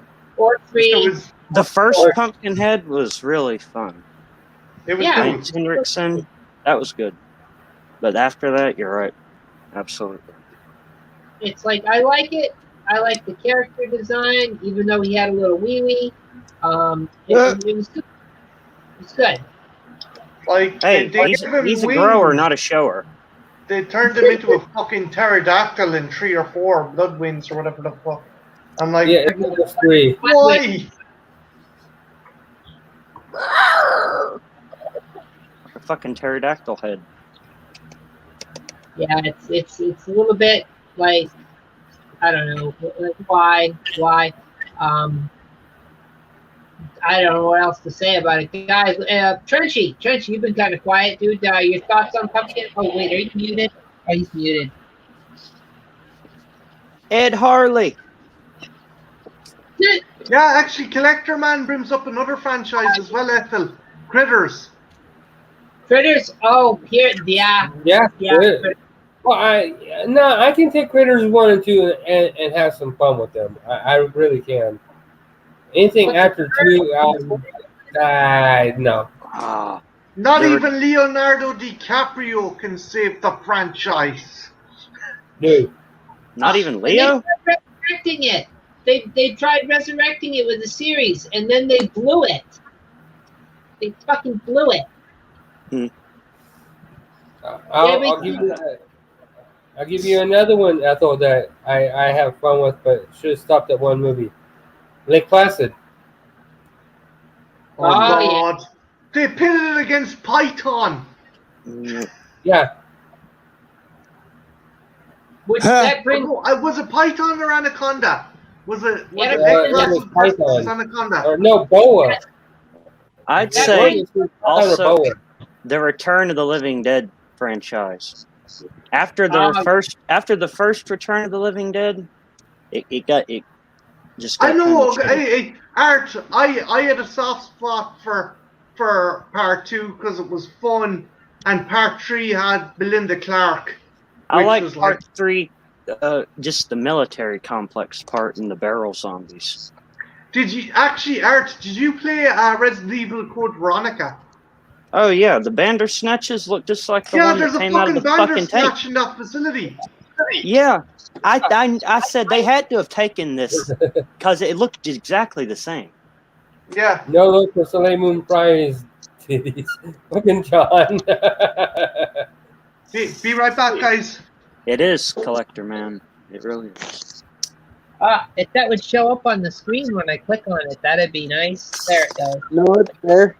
Yeah, that's what Collector Man, that's the thing. The first 3, it's a thing with 3. After the first 3 movies of a thing, that's when it gets bad. And you can pretty much track it to the 3rd movie in every series. Pirates of the Caribbean, man. The first one's pretty good. The second one's awesome. The 3rd one's weak, but it's okay. But then the 4th one sucked ass. The 5th one was okay, but the 4th one sucked. And then they want to do a reboot of Margot Robbie. I like the Pirates of the Caribbean, most of them. I just didn't like the 4th one. I like everything else besides the 4th one. Just as fun little movies. All right, here's one we hasn't gotten brought up, and I feel like we really need to. Transformers. I haven't seen it. I Yeah. didn't like any of the Transformers movies. I've seen them. I liked the first one. I hated the second one. I liked the 3rd one, and then the 4th one was shit. And then I stopped watching. Well, Transformers is a franchise that started going off the rails in the first movie, and it's just stayed off the rails ever since then. Yeah. I was not a big fan of live action Transformers to begin with, and they just proved me right by screwing it up royally. I don't know what this is called because there's a bunch of different movies, but this whole like Annabelle universe, the Conjuring universe. Yeah, the Conjuring with the husband and wife that like go around and like different shit. They should have just kept it with those movies, man. Because the other movies, it seems like anything that's not Conjuring kind of sucks. Besides Annabelle the Creation. But it's like, when they're doing the Conjuring movies, they're good. But just all the spin-offs are very weak. But you lose a lot when you lose the Warrens from any of the Conjuring movies. Mm-hmm. Paranormal Activity. That shit's lost. I like the first 2 Paranormal Activities, and I like part 4. I didn't like anything in between. How about Starship Troopers? Everything after 1.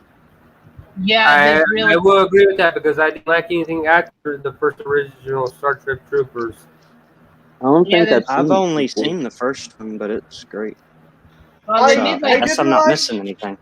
Deke, I didn't like the live action sequels, but I liked the animated sequels, and I liked the short-lived animated series that they done.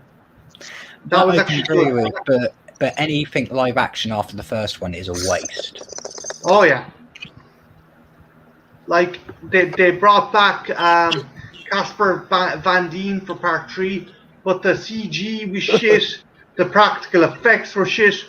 They brought back they brought in Jolan Bullock from Enterprise, and not even her cute arse could fucking save that movie. It's just And you know the one where they've got the bugs that take over the humans and operate them like robots? That's the Yeah, second that- one. Yeah, the science behind them makes no goddamn sense because their heads would have exploded long before those bugs reached maturity. yeah, that turned into a fucking zombie movie. I was like, what the why the fuck? Yeah, you've got a good premise. Oh, Why do you no. need zombies? We don't need any more American Pie movies. Yeah. No. I didn't even like the first one. I like the first one. I did. I like the first three. I didn't like the straight to DVD ones. We can always see. There goes to that 3 again. Yeah. Once you The reach first 3, three- let It's it almost be. a rule of Three thumb. American Pies were good. Anything after that sucked donkey dick. Yeah, it seems to be the rule. Once you reach 3, let it be. Okay, right. Because here's the thing. As I said before, I have a soft spot for Alien 3. I have a soft spot for Jurassic Park 3. Godfather 3. Like the third Godfather movie. Like, what did you guys think of Godfather 3? I really didn't think it Yeah. needed to be made. And I am a Godfather fan. I really am. I can sit there and watch Godfathers 1 and 2 religiously. Godfather 3 just feels like a throwaway movie. A lot of people blame Sofia Coppola because it was meant to be Winona Ryder in that role, but there was some issue, she was doing. I think she might have been doing fucking Edward Scissorhands at the time and couldn't star in it. So Coppola fucking cast his daughter, and she cannot fucking act. And it's like, you can't go with him. He's your first cousin. He'll be my first love. I'm like, who delivers a fucking line like that? It doesn't cancel it out, sweetie. Yeah. In fact, it makes it a bit worse. She's a better Yeah. director. Like, I heard she's a decent director. I'd like to throw up Back to the Future 3. Back to Where the they shoot- Future. I had no problem with that one. I enjoy 3. That one's my favorite out of the franchise. Yeah, that kind of gave. I think the first two focused too much on Marty, and this one was a kind of Doc-centric movie. Yeah, I would agree with that assessment that the first two Back to the Future movies, that it was all Marty McFly, and part 3 was really Doc's story. Yeah. Okay. Maybe I'm on this one, man. I thought it was just bad. I love The writing, there's really nothing like, other than it being in the Old West, which I like that part. It really didn't do anything. It didn't give you anything to really like. Oh, it gives you one thing, but you need to know the story behind it. You nearly see the guy who plays Mike McFly. His name escapes me at the moment. Michael J. Fox. That's it. You see, the version that they use and the cut that they used is the one where Michael J. Fox nearly actually got hung. Oh shit! Yeah, I heard about that. That's not Yeah. the way to defend a movie, man. That would have been That doesn't help. I'd also like to It's an interesting fact, though. Michael J. Fox. Which one? Teen Wolf 2, I'd put that up there as well. Like, why does it exist? Why do we need it? Oh yeah, I'll agree with you on that one. Teen Wolf 1, awesome. Teen Wolf 2, it had some perks, it had some funny moments, but overall, it didn't really add much to the universe that it's based in.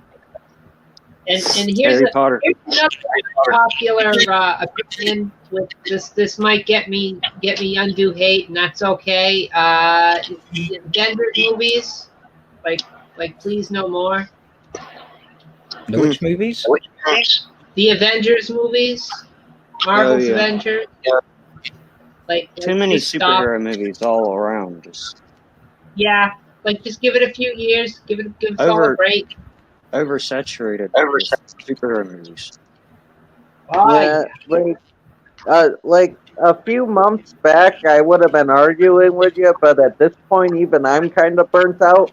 And I'm a diehard fan. I love the MCU and shit, but it's like even I'm kind of like, you got all the TV shows and the movies. It's just hard to keep up. I'm just tired, man. It's hard. Use. I do think their interconnectivity is playing against them. It's like, oh, cool, new Marvel movie. Well, you have to watch about 6 other the bastard intends to know what's going on. I think that's an Achilles heel. Well, Yeah. the thing is, their connected universe ruined their Spider-Man movies for me because I felt like the movies were more about fucking Iron Man than they were about Spider-Man. Yeah. Because they had to make sure it was connected. Spider-Man, Spider-Man, can do whatever Iron Man can. Yeah, and you Actually, know, that's... they make the Oh, sorry, connections. It's okay. They make the connections too much of a part of the plot of the movies. You know, like it's not enough that like, all right, here's the connection. Iron Man met Spider-Man, brought him in. There, that's it. That's all you need. You don't need like, oh, he's in my apprentice now, and I made him a special Spider-Man robot suit. I know that happens in the comics, but we don't need it yet. And then he drinks blue sea still titty milk. Wait, Spider-Man drinks blue titty milk? Yeah. Oh No. my! What kind of movie was this, Art? No. Where the fuck did you get this bootleg I'm just saying that edition? it goes on too much. Well, At the end of this conversation, though, every movie series that we've mentioned has to be molded together into some kind of fan movie. But We'll talk about it technically later. speaking, if he is Spider-Man and you can make a Spider-Woman, then you can actually milk them because you can milk female spiders. Yeah. Deacon, Well, don't be let's milking move on. spiders. Ethel, speaking of Spider-Man, that was a franchise. Sam Raimi's franchise started off really well, but then we got Spider-Man 3, which I don't have a problem with. I like the dance sequence, but it's got a lot of problems. Well, Yeah. the problem... Well, oh, my bad, Ethel. Go ahead. Oh no, go ahead, Trenchy. Go ahead. No, Spider-Man 3, the problem with it is there was a lot of studio interference. Sam Raimi didn't even want to use Venom because he didn't know anything about the character, but they forced it in. Like, that was not Sam Raimi's vision. He tried the hardest with what he was given to like, have his vision shine through, but it was just like, you know, it was a flop. I like it. So, in Trench, other words, I had heard a introducing rumor that Venom. just as a big fuck you to Sony, that's why he put in this dance sequence. I think so. Yeah, but by the sounds of it, introducing Venom poisoned the franchise. But boom. Yeah, man, he didn't want Venom. He didn't know anything poison. about them. I'm waiting for Marty to say, you bastard. I still like the movie though, but it's because I know what Sam was doing his best with it, and I'm like, okay, he gave his best with what he was given. I agree, man. I do have a soft spot for that. I think studio interference is another thing that can cripple the franchise. Mark, going back to what you're saying, yeah, like I have a soft spot for the Predator franchise, but you're 100% on the money. The last Predator movie had problems. I don't know, would the alternate version have been better, but I think it would have worked better. I don't see how it could have. There was so much wrong with the whole Predator movie. I mean, okay, if they even Predators was a better movie than Predator. Yeah, but Predators was awesome. Yeah, Predators was great. What we got is in the last Predator movie was when I actually watched that movie, I had a hard time believing that was Shane Black directing that movie. It wasn't though. Originally, I don't know if you watched my video on the Stargazer cut. Like the fourth act was completely different. There was going to be a battle at Area 51 with dozens other creatures, and it was going to be a lot more action centric. Although, yeah, ironically, Ben, at the end, you know the Iron Man suit. Do you know what we were supposed to get instead of the Iron Man suit, Mark? Would Alien 4 be better if the studios didn't make Ripley. Yeah, in the movie. We were supposed to get Ripley at the end of the Predator. Yeah, I keep hearing that. And how would that have fucking worked, even? Apparently, they were going to time travel. Predators were going to time. Firstly, they wanted to get Arnie in the fucking pod. Couldn't get Arnie. Then it was an alien egg. Then they're like, no, we need something cooler. Let's get Ripley. No, Sigourney Weaver says no. Let's get Newt. Why not just get Sarah Connor while you're at it? Have all of them. I mean, good. Fuck it, they should have gotten Danny Glover. I'm too old for this Wow, shit. that would have been perfect. That would have been awesome. I have to admit. Hell, even Gary Busey would have been a viable option. Hey, his top half, Mark. His top half. Yeah, everything from the waist down was gone.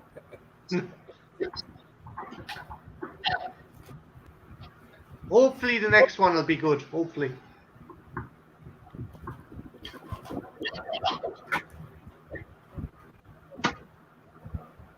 Ethel, any other franchise you can think of that fucking took a nosedive?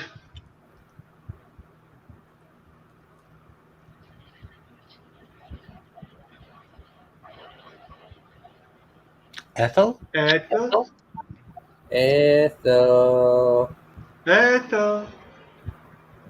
Apple? Calling Ethel. Come in, Ethel.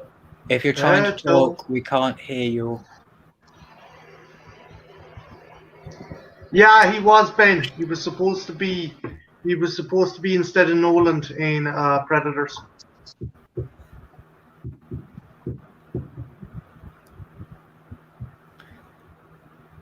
I think the diehards went on too long.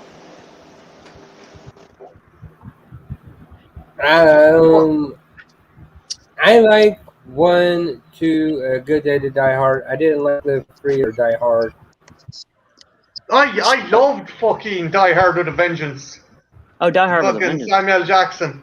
But like the one Dude. with Good. where he has his son and he's not really doing anything because he's too old. Ethel's back! Yeah, no, Die Hard. that's A Good Day to Die Hard. Yeah.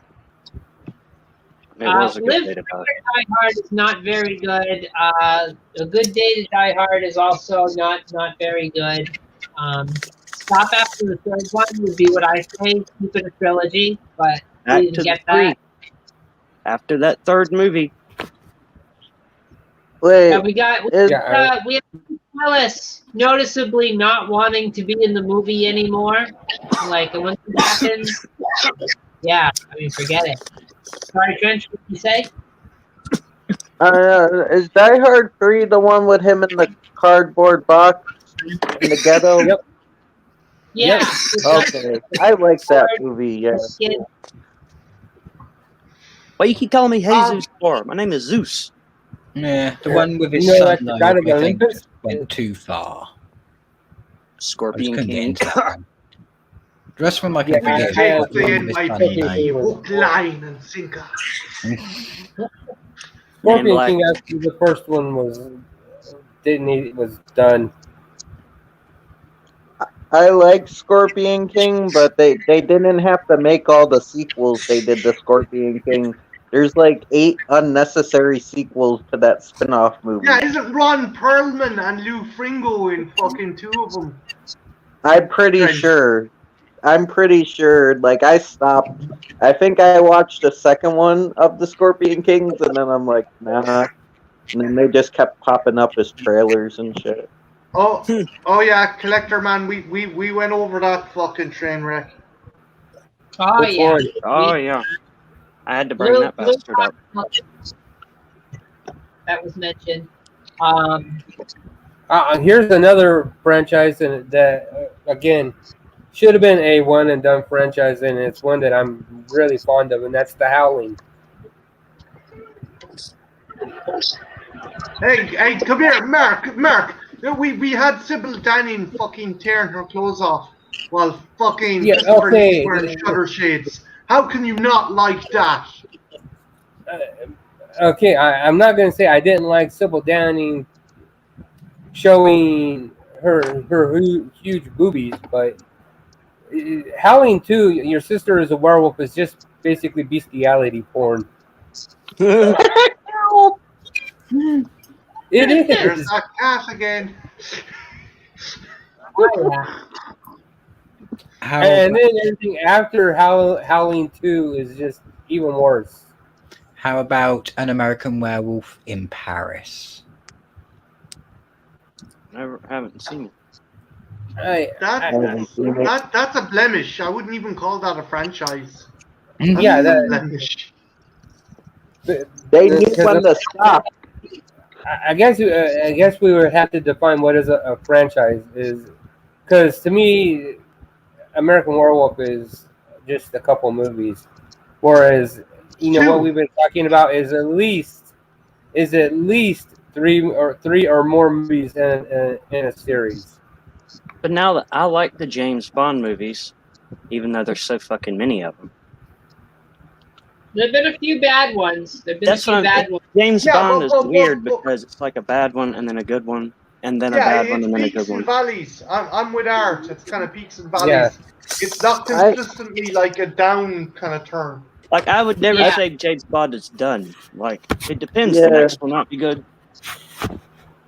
Like I feel like James Bond is like an anthology series, kind of like in an anthology series. If there's a bad episode, you know it's might not go downhill because they're all different.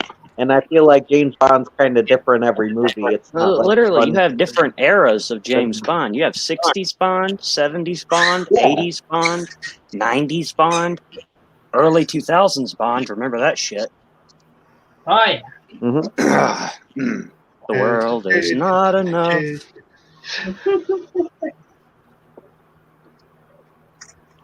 World never dies. Oh yeah. I come here. Going back to what we were saying earlier, though, I am trepidatious that they're saying, "Oh, yeah, we're going to make a more PC James Bond series." I'm like, "Are you fucking nuts? Please don't. Are you out of your fucking mind? Please. He's a womanizer who fucking like." And don't let Disney touch it, please. Yeah. Yeah. No. It's not Disney though, because they're saying the next. I'm okay with maybe Idris Elba taking over as Bond. I don't know how I'd feel if they changed it to a woman. And I'm not trying to be a dick. Bond is a quintessential male escapist fantasy. He's designed. I like Collector Man. I like the one a lot of people don't like. I like Timothy Dalton. Yeah, he's cool. Him and fucking Craig are the closest to the Fleming Bonds. Just these cold-blooded motherfuckers. I don't know why a lot of people don't like Timothy Dalton, but I liked him as Bond. He kicked arse. He did. I like all of them. I think the each lack Bond of gadget we have with Daniel Craig's Bond. There's a lack of gadgets. Yeah. You know, not enough Bond. Also, gadgets. Roger Moore. You got Live and Let Die, and Guys, Collector Man's asking who our favorite Bonds are. For me, in order, it would be Sir Roger Moore, Sean Connery, and then probably Craig.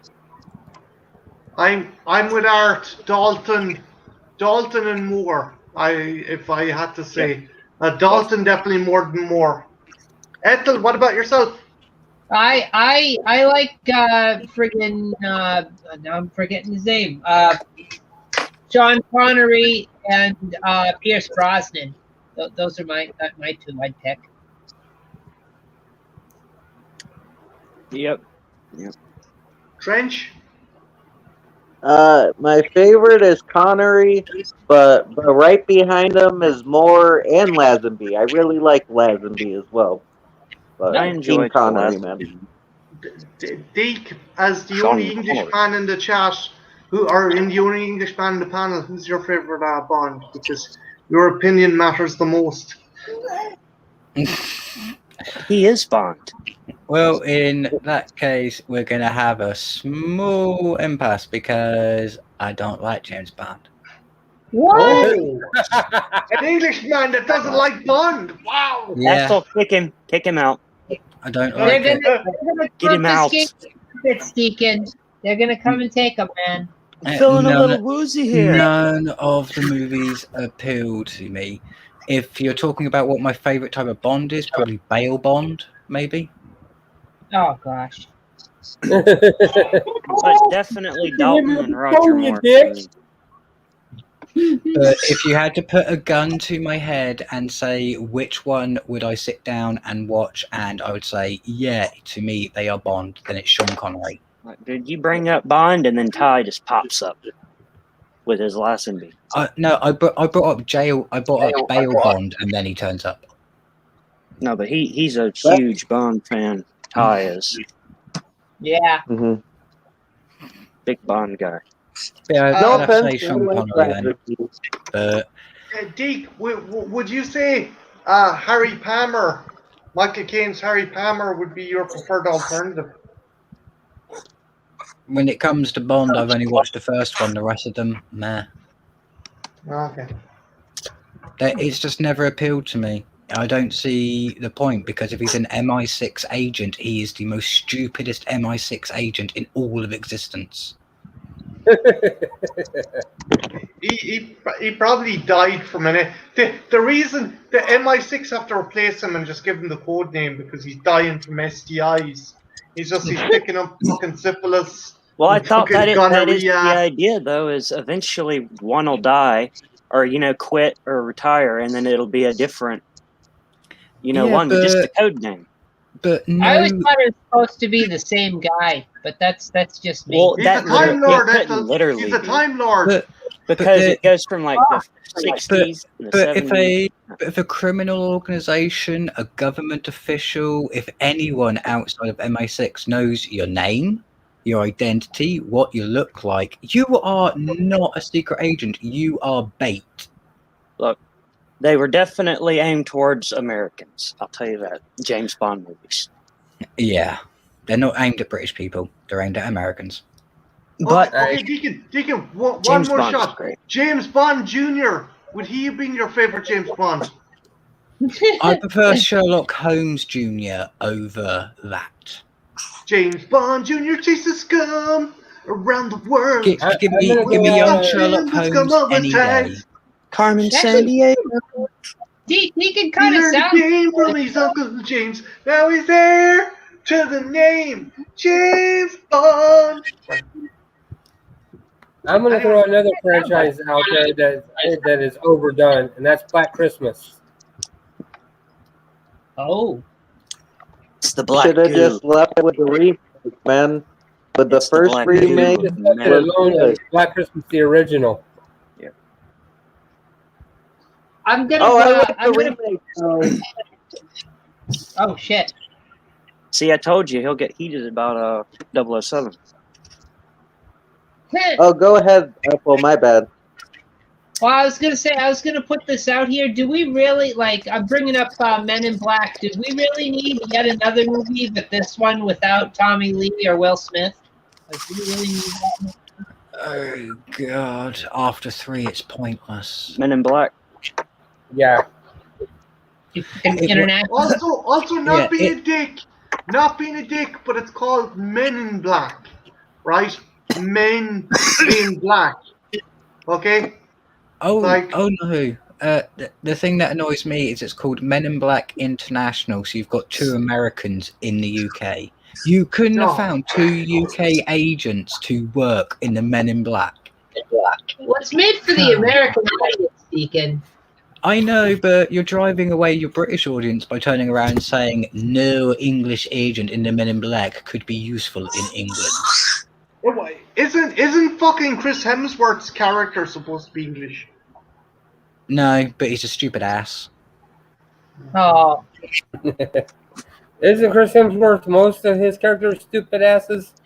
Yeah, but in that movie, both of those agents that get recruited for the Men in Black should not have been recruited. They should not be members. They should have been neuralized and dumped at the side of the road selling oranges years ago. Look, NYPD stands for I will knock your punk ass down. hey, The first Men in Black is badass. you have to After chase that- down an unlicensed cephalopod to become in the Men in Black. It's like been established. I read Natalie's comment as I didn't really care for Men in Black interracial.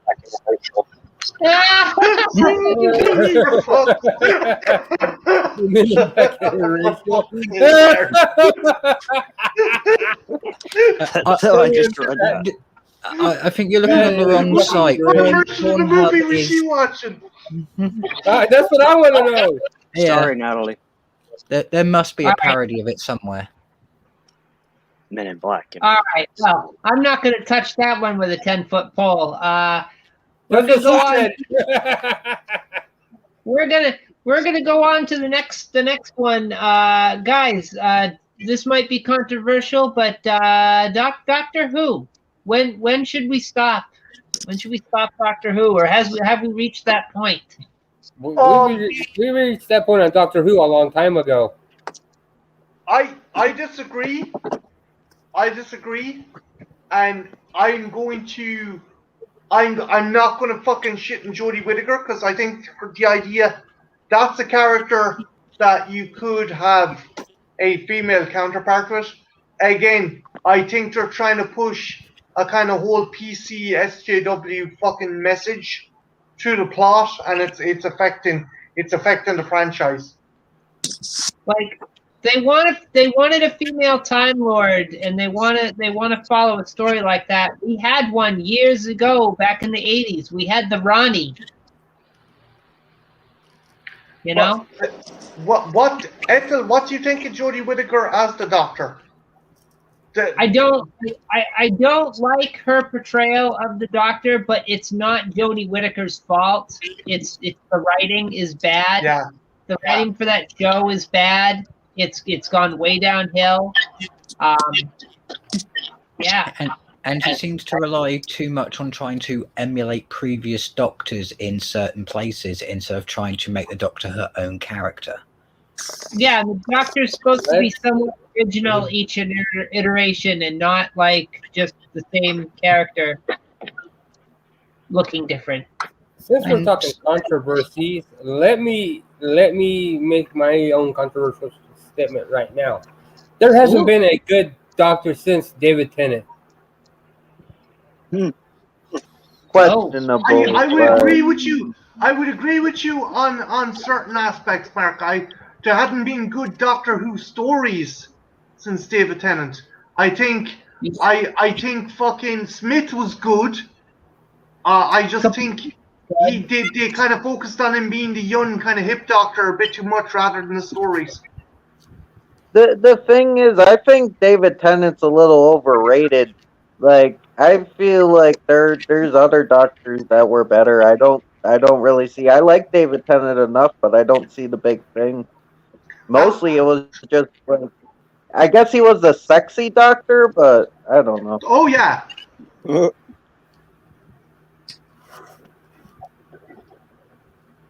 Like him and Smith were the hipster Doctors. They were like the fucking the chicks loved them and they wanted to dress up as them, and like you got these kind of weeboo women dressing as like Smith and fucking Tennant Doctors and stuff like that. We got to watch in the thing. Hey, Night Watch. That reminds me. Are there any series that you think went on too long? Yeah. And while we're on it, I just want to say, because Night Watch is here, I'm going to give him a shout out like I did with Kara earlier.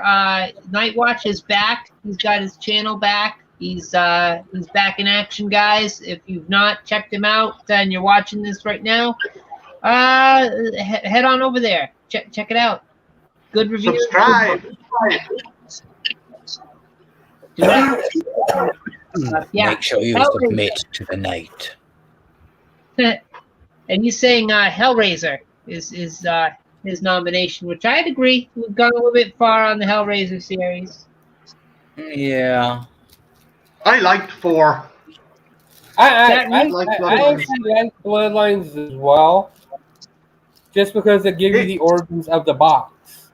It was cool. It was kind of like an anthology. It was like what the fucking Cenobites were doing in past, present, and future. That would have been cool to have like different Cenobite encounters throughout the generations. But when they turn the puzzle box into a broken down house that looks like it could have been used for cooking meth, that's when they go off the rails. Yeah. What one was that? The most recent one. Hellraiser earlier. Okay, I haven't fucking watched that one. Oh, the reboot where what is it? Nations. I'm gonna. Yeah, throw don't they all more- turn human? Don't they kill an angel and as a result they're all turned into humans at the end? One's turned human. Our favourite, Pinhead. No. Yeah, they I turned. thought they were all turned human, Deacon. They all Oh, no, turned into homeless people at the end. Oh no, just Pinhead. He's the only one who's punished. He's turned human, and he's turned into a human that is a raving lunatic who is also homeless. Aye. I'm going to throw more gasoline on the controversial fire. Halloween needs to stop. Yeah. But I like the pagan holiday. Mm-hmm. No, I'm talking about the movies, Deke. I like. For me, I don't know. Would you guys agree? For me, it's kind of like the James Bond series or Friday the 13th, and that it has peaks and valleys. They made a sequel 6 times. 6 times. That's done 6 times. With 6 different cuts. All right. Here's the deal. Here's the deal with Halloween, the franchise in general. You know, you got the third one. All right, you're gonna break the mold. That's fine. You know, okay. Fourth one, we're gonna go back. All right, actually, pretty good re-entry into the franchise. Fifth one, Yeah. all right, a little shaky here. The sixth one, all right, we've got major problems. Then you get H2O.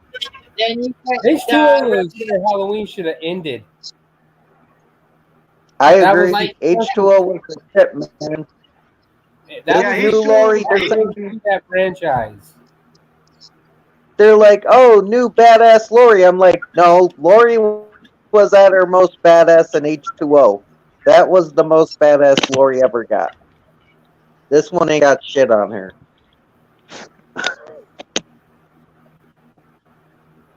And I'm sorry, but I did not need Mr. Peanut Butter on my penis in Halloween 2018. That's Danny McBride though. I think they had Danny McBride writing, and they tried getting up the comedy. Like they had the kid with the wimpy voice, and they had like I loved the little fucking African American kid that was being babysat. Julian was He fucking was great. the cleverest character in the movie. But the big question I have is Trimming my what nasty parent? toenails. But the question is what male parent is standing in the kitchen with peanut butter, flicking it around, and can somehow get it on his penis in front of his daughter and wife? Yeah. Trench could do that. What? Leave my dick alone! But that's because he's using his dick to spread the peanut butter. Okay. Hey, we're going off topic. Come on, sorry, my bad. Yeah, But Okay, Halloween 2018 sucks just because of this. Yeah, well, there's a lot of problems with in Halloween 2018. I'm just the saying, mother to Jamie Lee Curtis's granddaughter is another major problem. I was hoping Michael. I liked her. I I actually liked didn't. her as a character. I was hoping Michael would gut her and pull her intros out through her nose. Jesus. I do like 18 though. It has problems for me, but I do enjoy it enough. Like I don't get why they had to do that weird thing with the doctor though. Like I'm glad he wasn't another Loomis, but that was strange. That was he was he was like someone out of a Hammer horror movie from the fucking 70s. Oh yes, I want to see him in his natural state. It's like it's not an anthropological study. He's not a fucking coyote or a fucking lion that you're watching. You're documenting. Sartain was the biggest fucking problem that movie had. He was fun, but it was. I had fun with him as well. Halloween 2018 was a big, huge cum stain in your campaigns.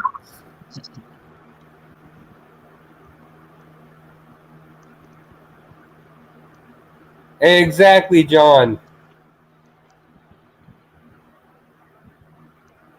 Yeah, that's fair. Yeah. I mean, at least it didn't have Busta Rhymes doing kung fu to beat Michael Myers, though. I mean, Hey! You do not badmouth Buster Rhymes. Excuse me, sir. Trick or treat, motherfucker is one of the best lines in cinematic history. I mean, it's a good line.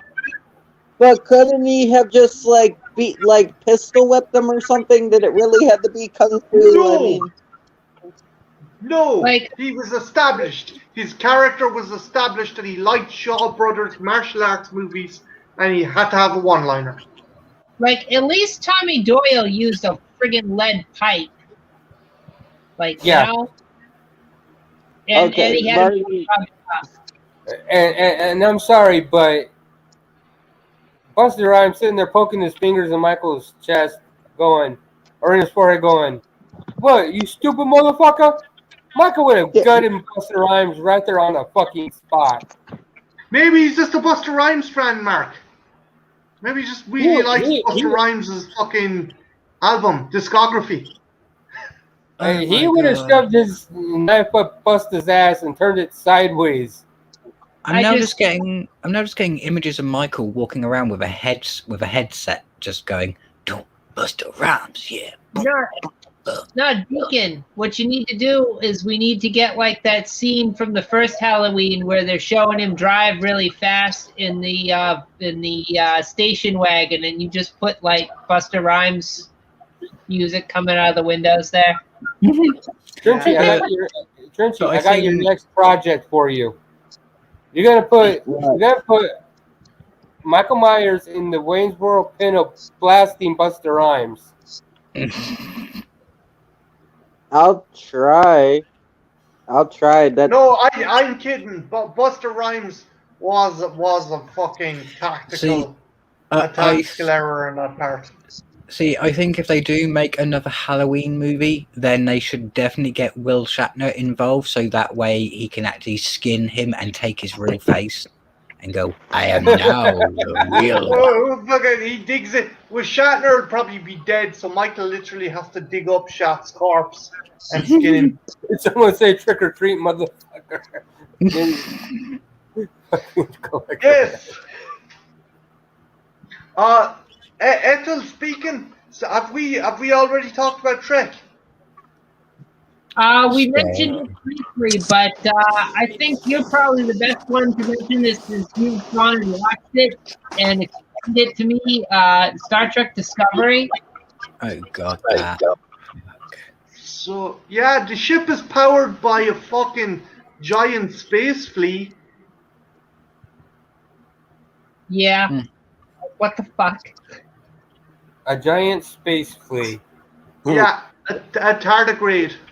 I know what tardigrade is microscopic. It's smaller than a flea. Also known as a water bear. Yeah. That sounds like something Also you known find in as- a cartoon. Also known as they're scraping the bottom of the barrel to come up with ideas.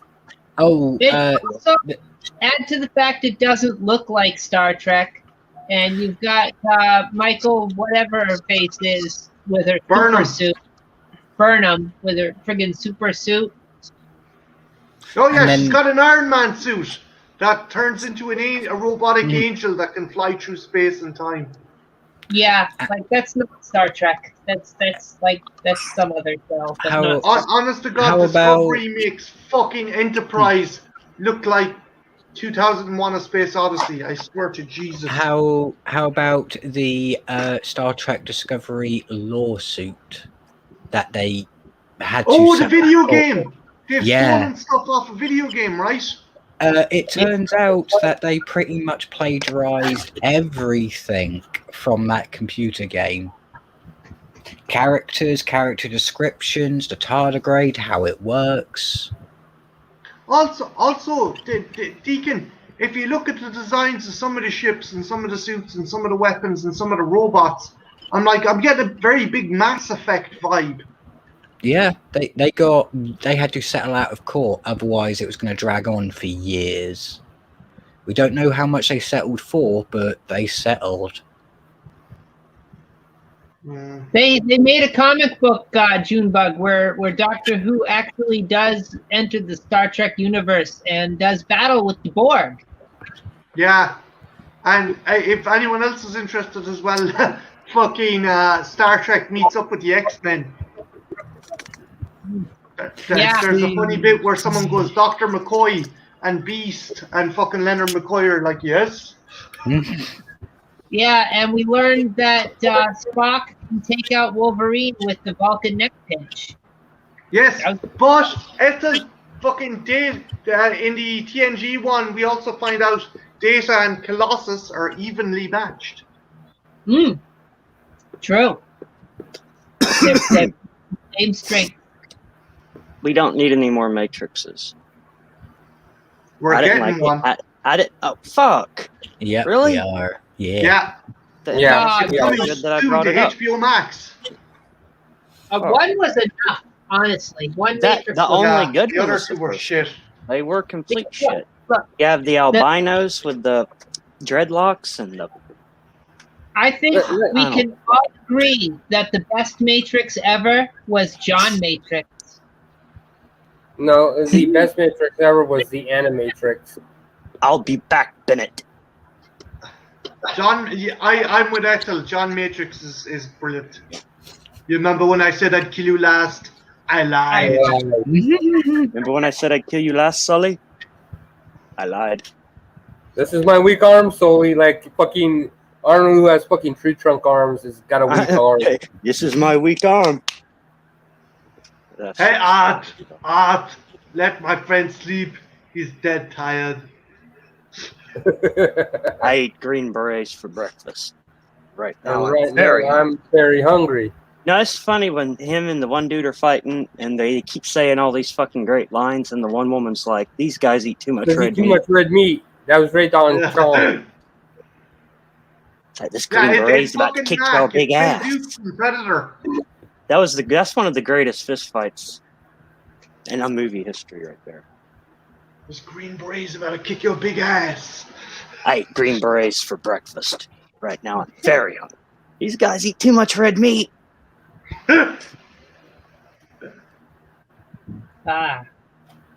So No, it's the funniest thing when he's like dying with the piece of wood shoved through his chest from the door, like choking on blood, and he's still trying to question him. Tell me. No, like he's dead. He's dead, man.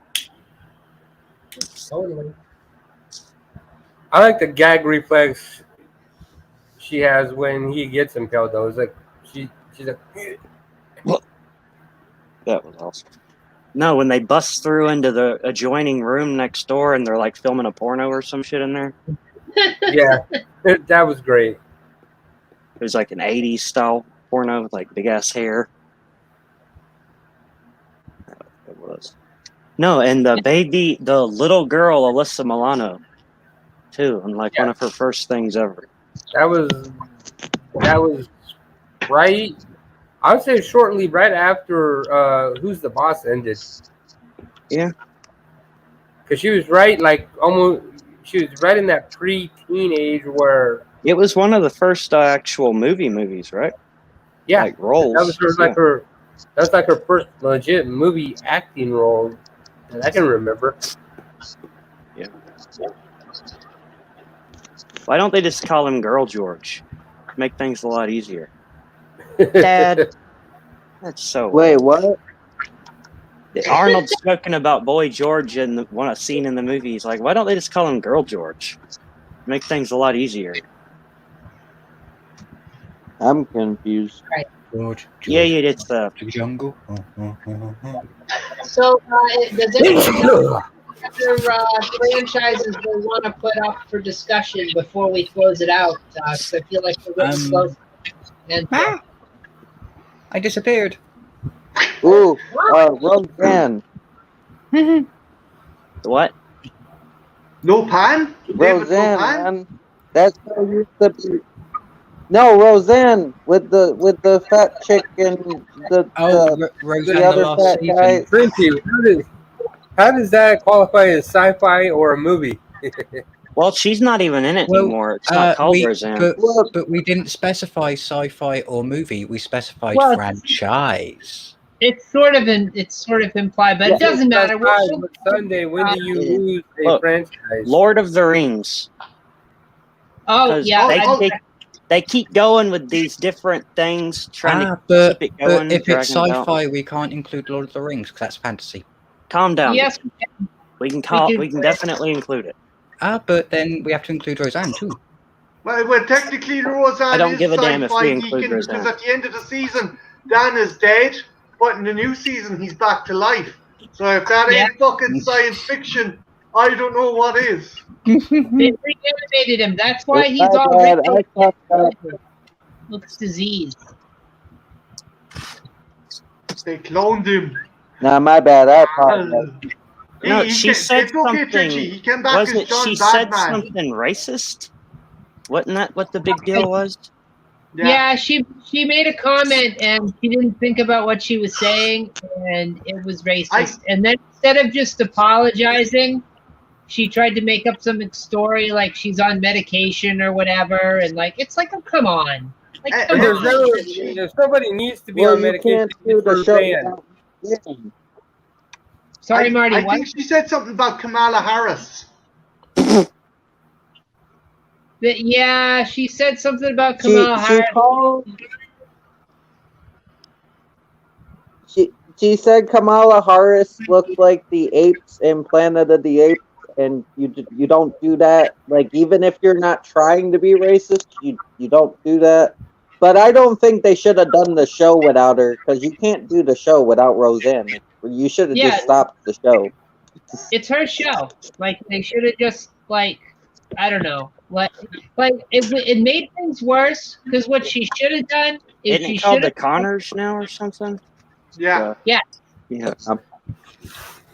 What she should have done is she should have apologized. She should have said, "Yeah, I didn't mean it that way. I said something I wasn't thinking, and I'm totally sorry." Like she should have done that, but instead she tried to be like, "Oh, well, you know, I was taking medication and blah blah blah," and it's like, don't make a story around. Just own up.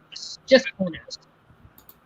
Mhm. Even the show was sucking before then, because when they brought it back, the original show was good, but then when they brought it back, she got very political with it, and then they just took the show away from her and made another show out of it. It's like, I think. Oh, I was sorry, never a before- fan of Roseanne to begin with. No. It was never one of mine. I've like seen her trying to sing the national anthem at a baseball game, and people just start fucking booing her. Yeah, she flipped him the bird and rubbed her crotch with it. Oh no. I don't know. Anyway, it was stupid, and we got a bad sitcom out of it, and we got an even worse sitcom after she said the thing that she said. So it's like, Well, just that cancel it. Lord of the Rings, Anything else? Does anyone remember when the A-Team, they started putting it into like Act 3 and they were getting serious and they were like, oh, we need to help Ace find his father. And then I knew this show had gone downhill when they were locked in a garage and Mr. T was like, what do you expect me to do, Hannibal? Make some kind of tank out of this old bus and bust us out? Yes, because you're the fucking A-Team. Sorry. Sorry. I agree. Anyone else remember that? Oh, when yeah. the A-Team they were working for like a government agency and they like had weapons hidden in their pool tables and they stopped making like mad vehicles out of If we're shit. including TV shows, that's a whole different thing now, though. Oh, TV shows were always on the table. All right. Yes. Mention they're always Doctor on the table. Who. Doctor Who, man.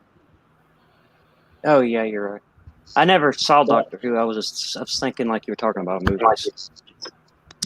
And Star Trek. You're right. That's a show though. Star Trek. Yeah.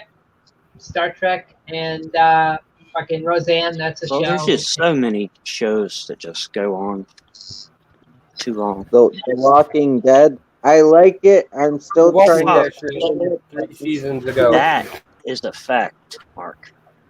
Dude, they're gonna make Rick movies. They have 3 series going on. The punch And is they got dead the in the Rick- comic. They can't make Rick movies. He got shot in the head. Sorry, spoilers for anyone who's reading the comic. But he got I shot in know. the fucking head. Dude, yeah, exactly, man. They don't care. They got 2 different other shows. They got Walking Dead, Fear the Walking Dead, Beyond the Walking Dead, and then they're gonna do the Rick movies, and then they might do a Negan movie. Who Like, the Oh, gives yeah, a there's shit a about Negan the Rick spin-off. movies? Like no one even.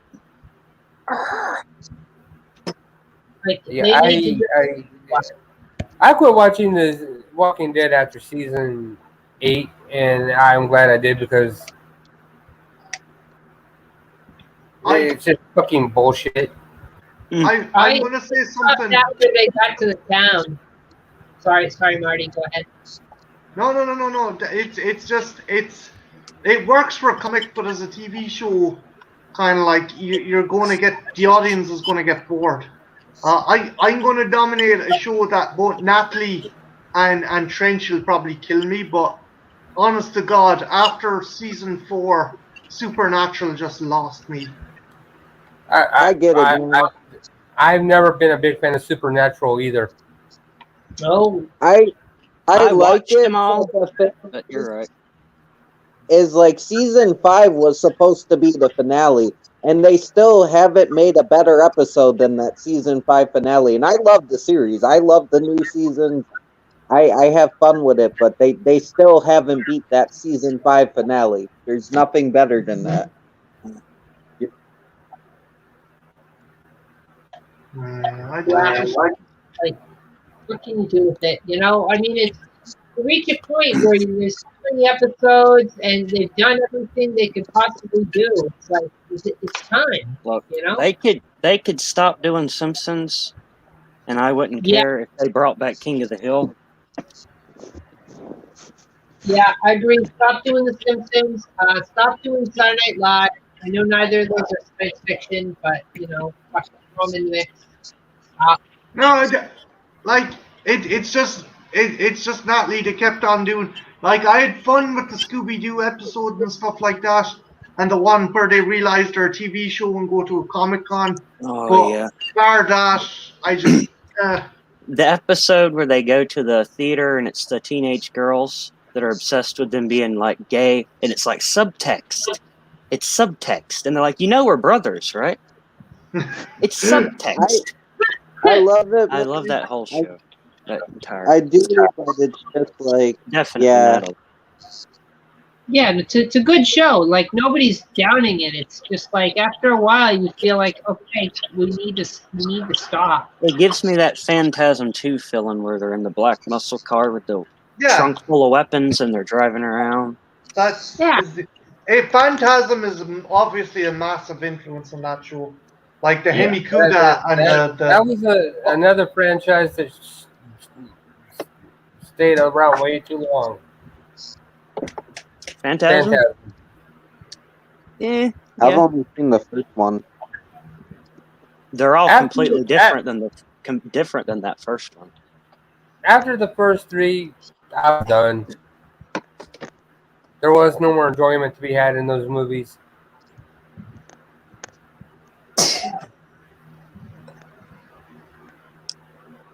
Yeah. Even 3 was kind of. Yeah, 3 was a bit of a stretch. Yeah. The 4 weird and 5 was just fucking. zombie people in the pink limo. Pink hearse thing. I didn't mind that stuff because I don't know if you guys ever read any of Darren Shan's books, the Right, Illuminati books. Mm-mm.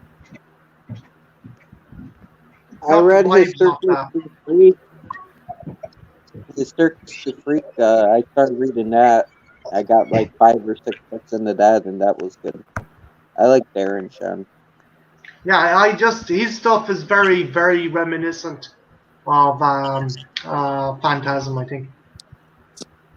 Oh, I haven't read his other books, but he does have that weird kind of vibe to it for sure. Like strange characters, like the guy running the circus in Circus to Freak, and the little minions and shit he has. Yeah, there are certain elements I think Shan was influenced by the Phantasm movies. Mm-hmm. Yeah.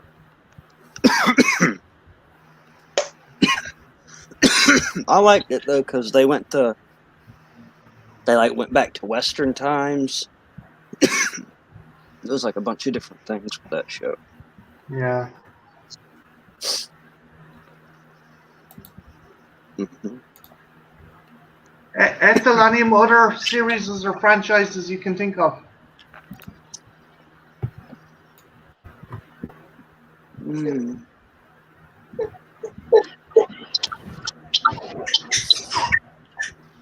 Oh, did we reach the limit?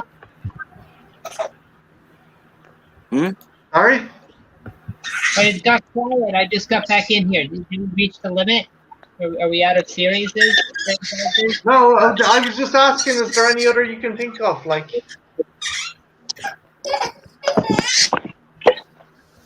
Trenchy, stop crying.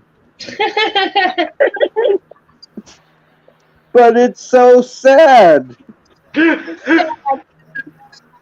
It's just so sad to see all these franchises die, man. I just see them all as patients in a coma ward on life support.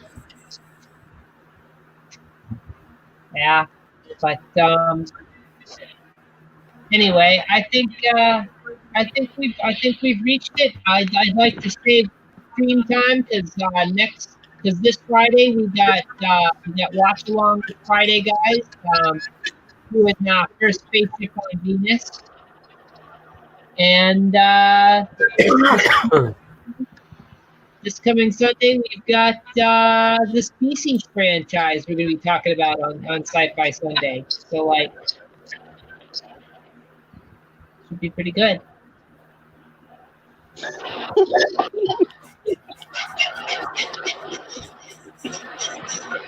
Dead silence. But yeah.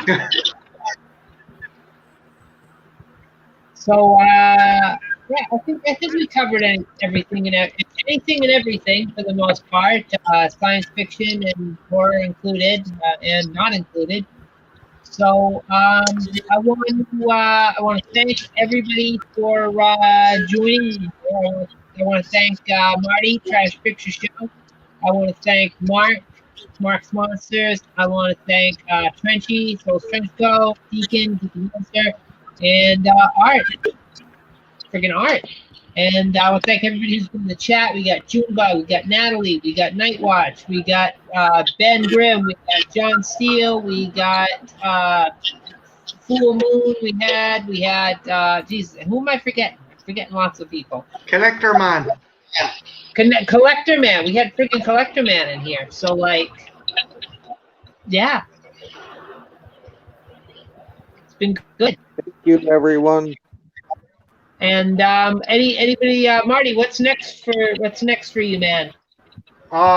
after next Sci-Fi Sunday, I am back on. Well, hopefully, if I'm not doing night work or anything in my new gig, if I land a new gig, I'm doing Jurassic June.